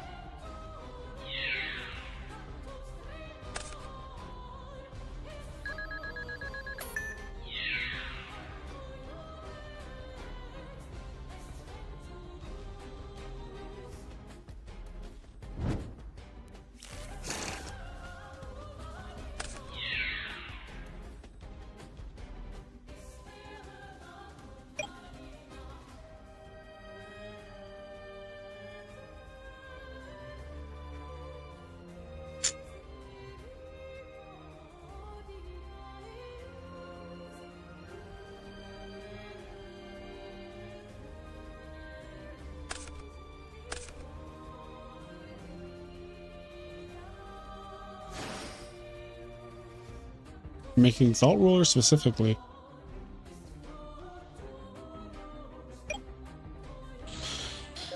Huh. I feel like Colossal Fighter is better with your opponent having a known Plague Spreader in the grave. Because I don't want this shit getting taken by Goyo Guardian. Luckily, it looks like Baku Brody did not have a level 4 monster to turn into Goyo Guardian. Or IKO has a fucking DD Crow again, and he's like, that Plague Sweater's not resolving. Oh my god, the second one. Bruh.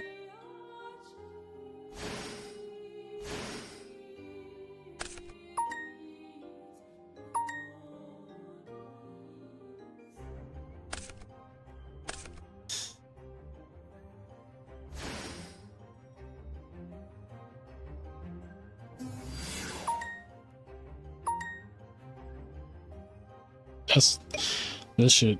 Rekindling turned this game upside down, boy.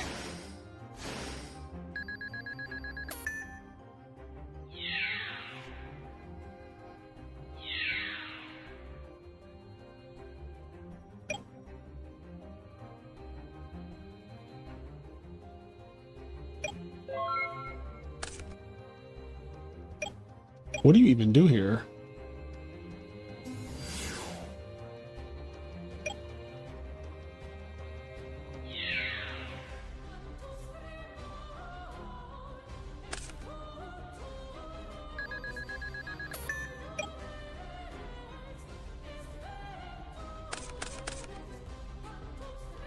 Amaryllis is awkward against Thought Ruler, obviously. He did have the DD Crow. Okay. That's what made sense to me. I called that shit because I was like, he's making Thought Ruler here as though Goyo Guardian can't happen to him. So that just tells me you have DD Crow.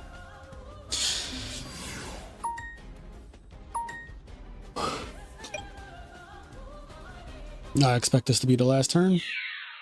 Or basically the last turn. Not actually, it looks like, but...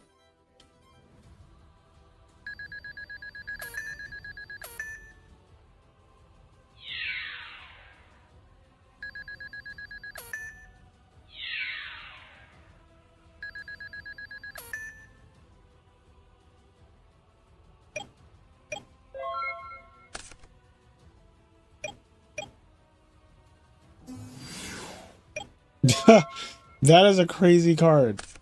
That's actually such a crazy card. That is such a crazy card.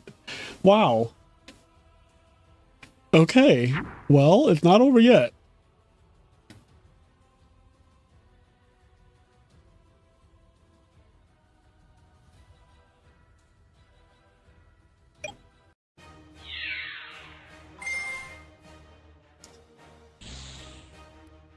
That is such a crazy card, bro. Cyber Valley was so good there. I think this is at 1, too.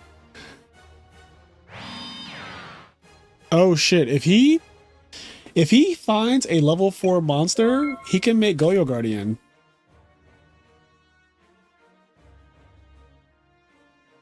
Like, he has the Plague Sweater zombie still, so that is huge. Okay, Cyber Dragon. What does that do?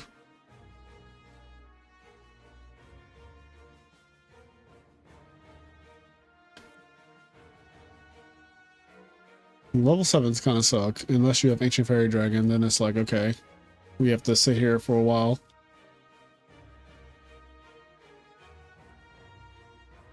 Ancient Fairy will go hard here.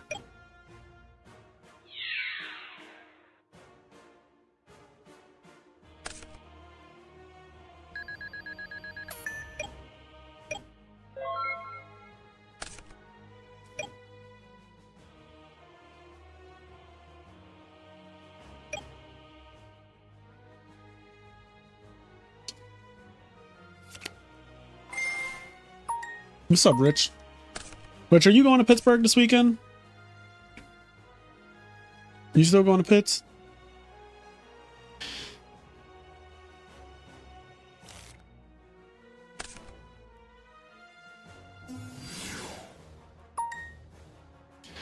Oh shit. Cyber Dragon on Cyber Dragon, but there we go. IKO De Puta takes it. Yeah, that Cyber Dragon really needed to be a level 4 monster because he could have summoned Goyo Guardian, he could have taken Stardust or Thought Ruler first. I feel like whichever one you take, the other one, so if you take Thought Ruler, he beats over it with Stardust. If you take Stardust, he beats over it with Thought Ruler. So, you know, you take whatever one. Like, probably take Thought Ruler first, I imagine, because you really want Stardust as your ending board eventually. Arguments to be made for either one, because if you take Stardust first, it protects your back row, but your back row don't do shit already, so it's kind of like, what are they? You're going to win both tourneys and ride off in the sunset? I will look forward to doing coverage, seeing you win both tourneys. Okay. How is Cairo playing? He's playing Value. I thought he's playing, for a split second, I thought he's playing some kind of Lightsworn deck, because I saw Lila, but it's Cairo, so he'd be playing those Lilas in Value.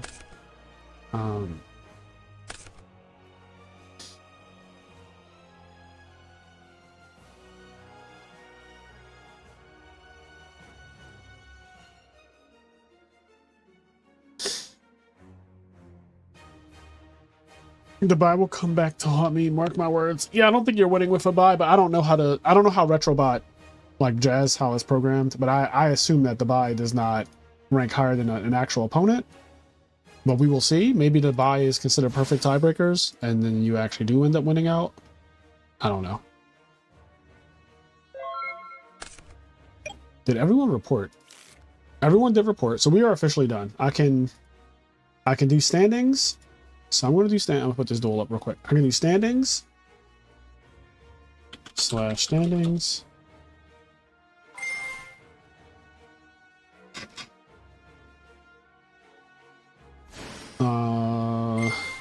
Yeah. Okay. IKO is first, Patrick Starr is second, Anthony Phillips is third, Sasha is fourth. So IKO and Patrick are the winners.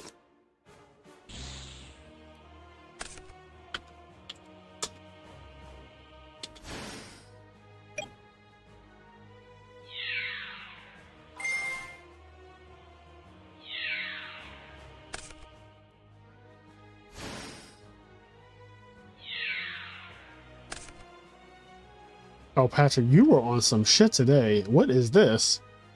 This is... I don't even know. All right, I'm going to give you guys some decks. I'll show what the winning deck was.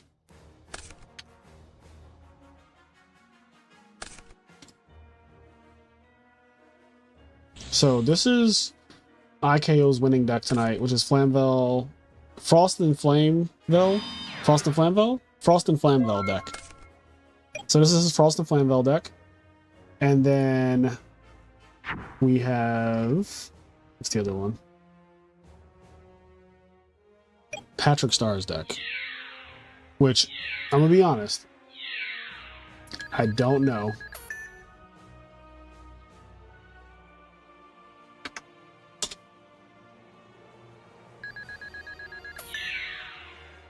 This is the second place deck. Very interesting deck.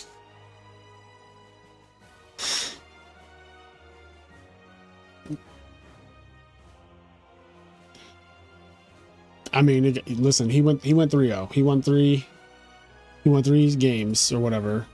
Need to ban the Fool. Yeah, the Fool can get out of here. Arcana forced the Fool. I feel like though in this format, right, the way it is right now, every deck I've seen so far can deal with the Fool, because Catastrophe is way easier to make now. Like there's Diva, there's also Plague Sweater Zombie. I've been seeing a lot of Catastrophes. Today I've seen like Catastrophe almost every single set. So it's easy to clear it like that way. Also people just play like Smashing Grounds and stuff like that. Yeah. But anyway, all right. I think that's everything, guys. Thank you so much, as always. I'm going to watch this. I want to see this duel. I want to watch this duel, and then we'll end. How about that? Let's take this countdown off. Let's take this round thing off. Let's just watch this duel.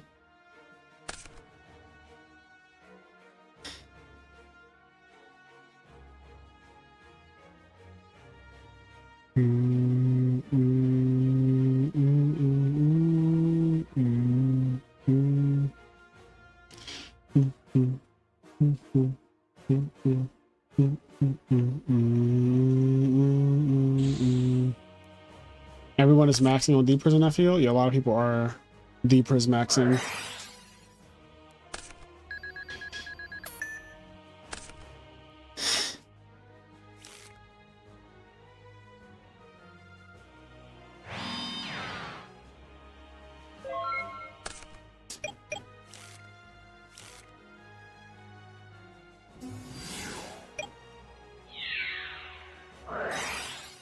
Bottom left.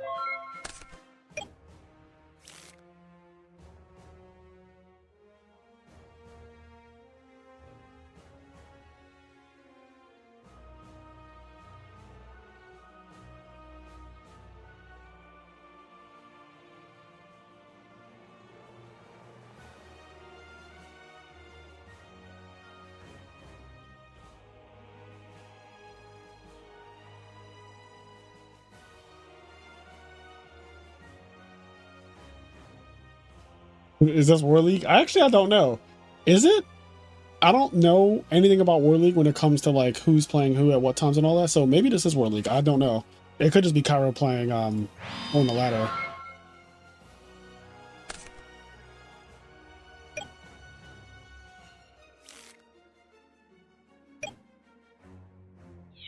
Hamsters. Surprise. So predictable. How did he fall for that?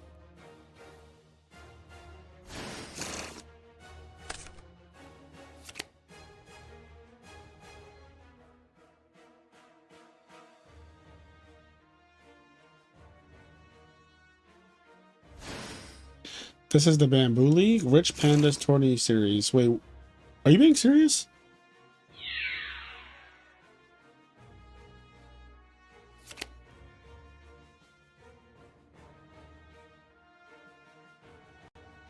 Oh shit, who the hell is Rich Panda?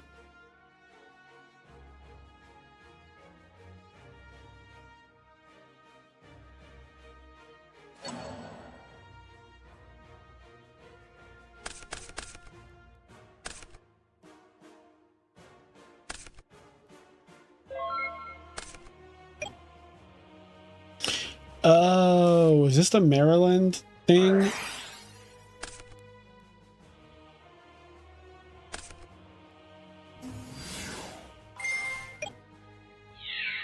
Nice, congratulations, Sai, on winning your first defect run. Many more to come. I've heard of this league.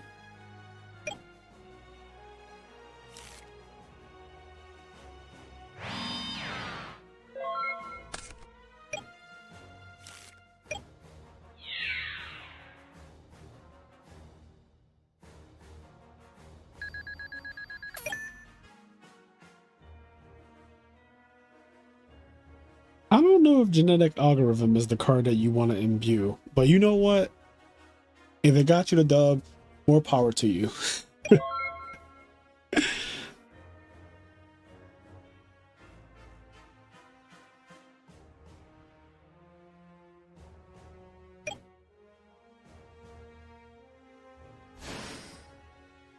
Listen, at Ascension 10, that's not gonna cut it. Sorry, that's not gonna cut it on Ascension 10. But for Ascension 0, you can get away with doing imbue one genetic algorithm.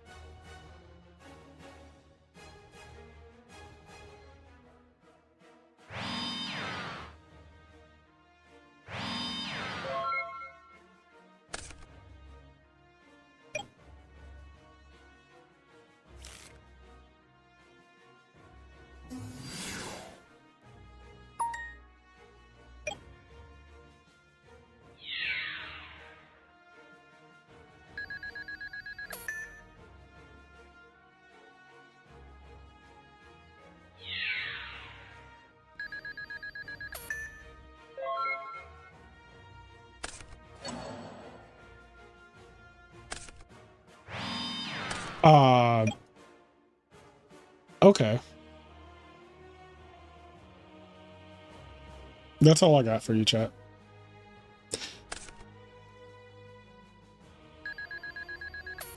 Choices are being made that have never been made before.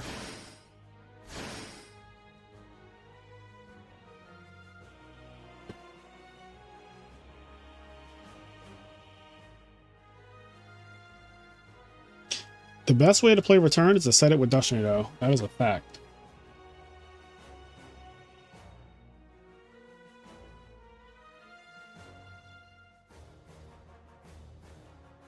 You make me feel like a natural duelist.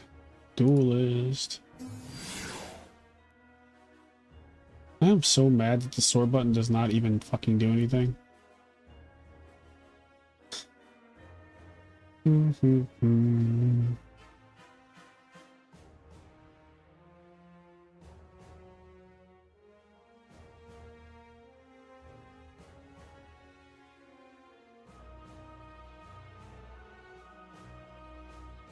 All right, Mistworm it up. Mistworm it up.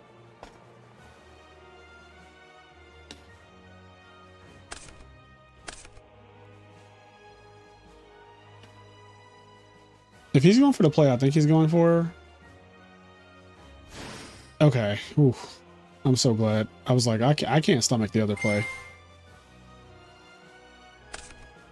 Oh.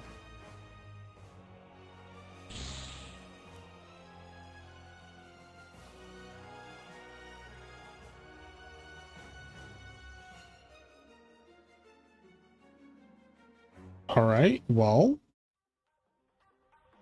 there's a Yugioh and a Plague Spreader on the field now.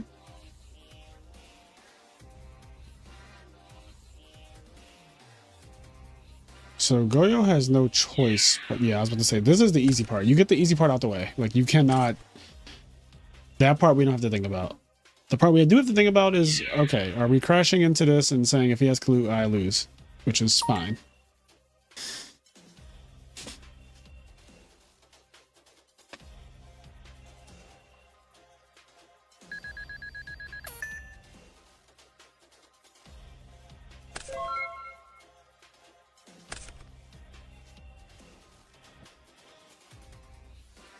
Did he have, how many crows is that? That's 2 crows. Okay. You know, I do like crow against value. I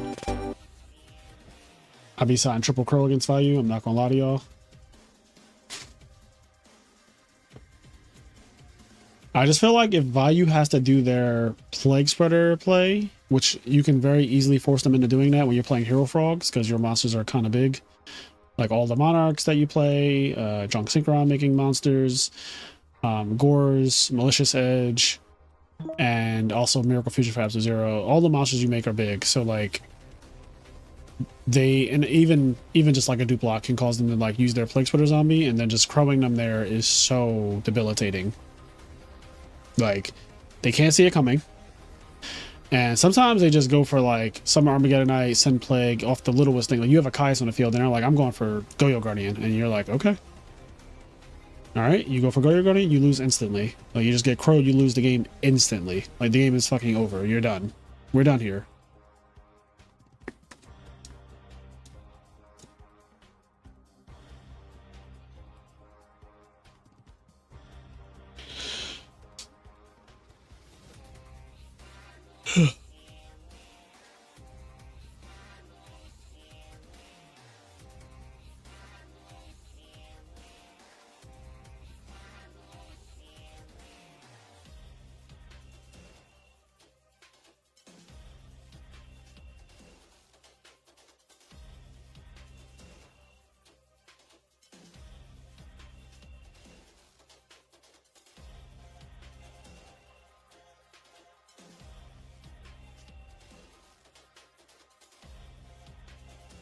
The ever important game 3. Here we go. Here we go.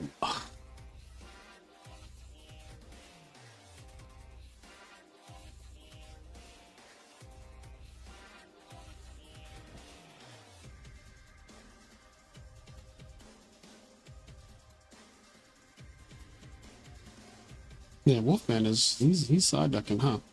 He's born in 1990, so he's 36 or 35.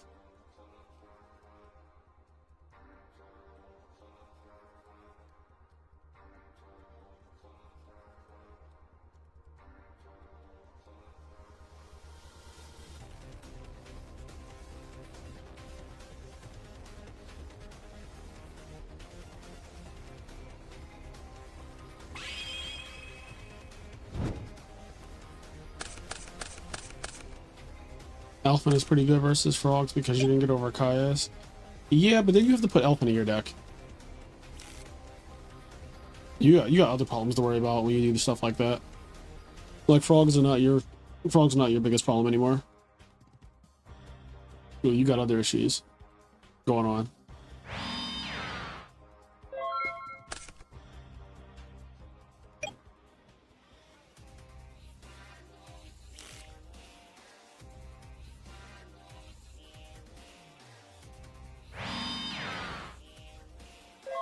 We're playing coy.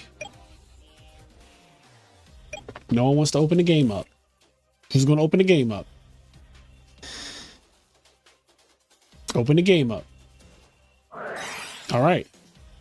Welcome to the game open. Dog, good effort.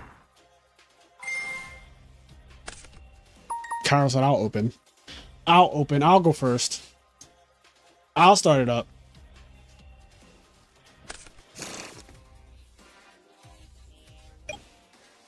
Allow me to introduce myself.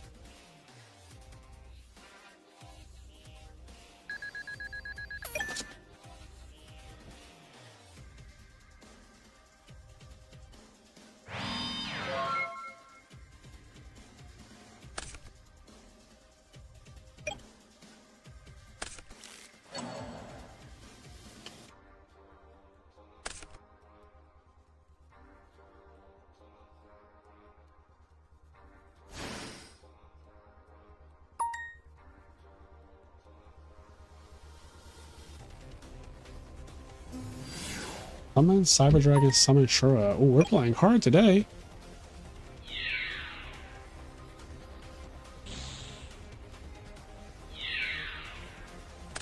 D-Prison. Okay. Okay, nicely done. Nicely done. Gardener, D-Prison, protect the Greffer. Greffer was going to live. Greffer said, I live! And there's a value already in the grave. We're going to pitch Plague Splitter from our hand. The little engine that could, Dark Greffer.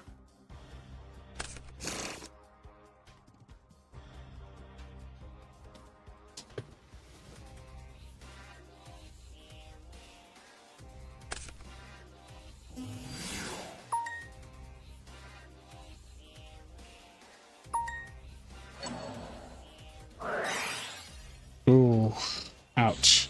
Honestly, I would have went for the back row there too. I'm not going to lie. Like, I actually was thinking the exact same thing. Here we go with the crows. Oh, God.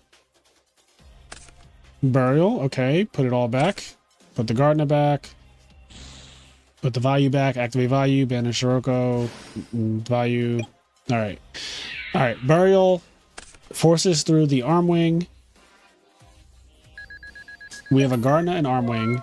Resources are very limited, but there's also a plague, so that's huge, actually.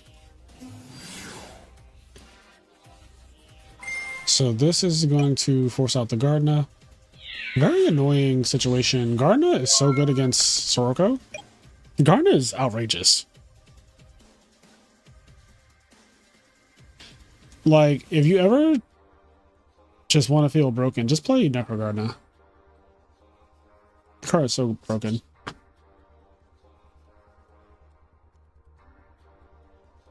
Like Gardener plus Gale, Gardener plus Dark End, Gardener plus a bird so they can't Sirocco you back is like also really strong. Just like Gardener is just what a crazy card. What a crazy card.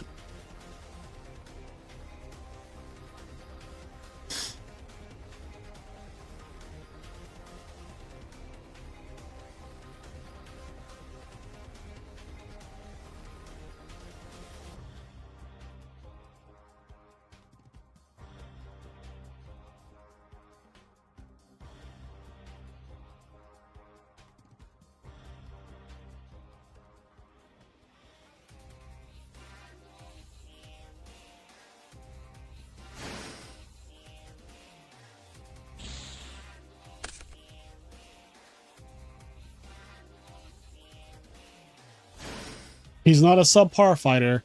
He's a colossal fighter.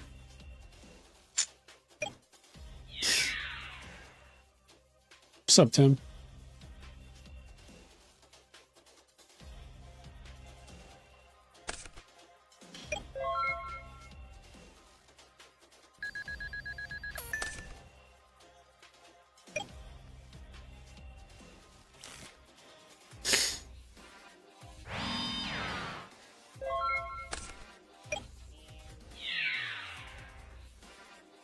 Yep, this is his own value. He has 3 darks now. But is Daddy home?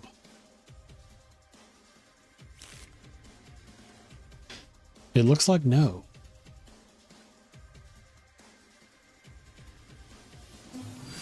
Blizzard is home though. Blizzard is pretty good. Okay, well. We're bringing back value, even though we could have made dark in there very blatantly.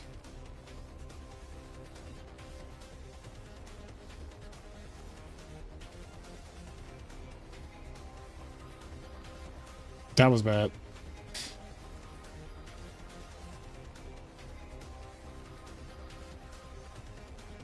He can't be typing anything good. I'll tell you that right now, chat.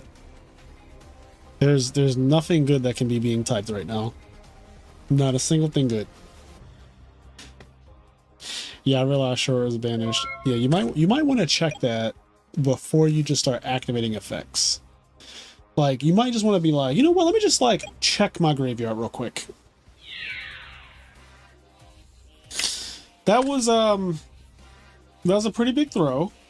So I think I think Cairo just wins now.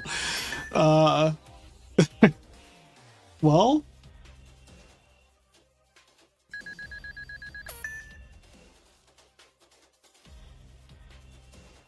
you know, Wolfman's defense, he is like 36. So, since he was born in 1990.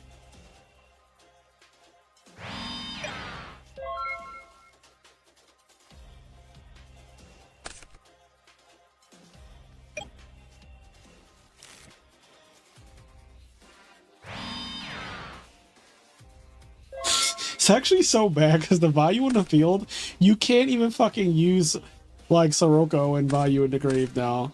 Because the value's just on the field awkwardly. Like, this is so... Oh my god, bro. Now he's just dead.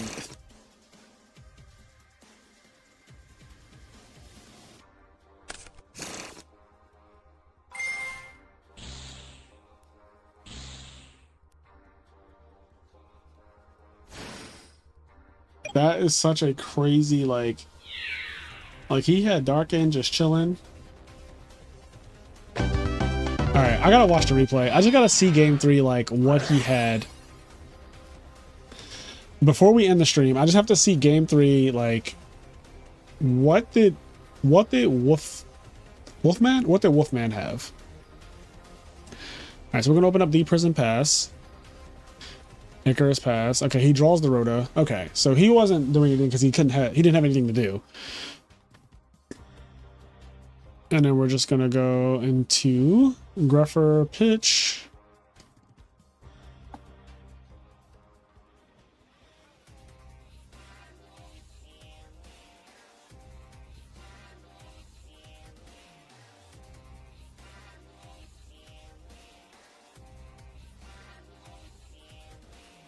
Yep, ties the back row. That was really good that he got the bottomless off for like max value there. We're gonna bury, we're gonna force through. We're going to pump.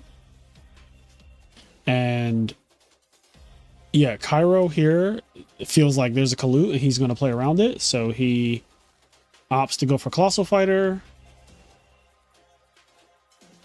There is a Cyber Dragon. Yep. Okay, so right here, we just go activate Vayu, summon Armwing, normal summon Blizzard, make Darkened Dragon, send this shit to the graveyard, attack for 21, pass with Kalut and Cyber Dragon in hand. And Cairo has Sirocco Icarus Attack, which is not the worst cards to be holding, but they don't do anything to a lone Dark End. Cairo still has no out to Dark End Dragon, so Dark End Dragon would actually be like ravaging him unless he decides to Icarus Attack his own Dust Tornado, which he might honestly have to do. So the Dark End would already get him for 21, and then I don't know if Cairo's going to commit to like setting Sirocco and setting Icarus Attack and Dust Tornado, but it really might come down to that.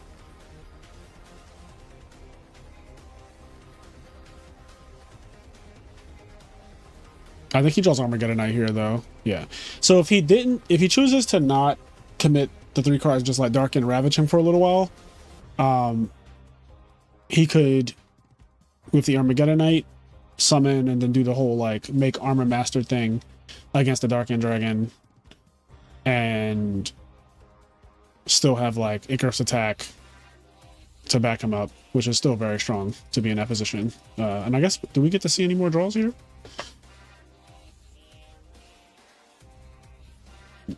No. All right. Well, anyway, guys, I'm going to end it here. Y'all have a good night. Thank you so much. As always, peace.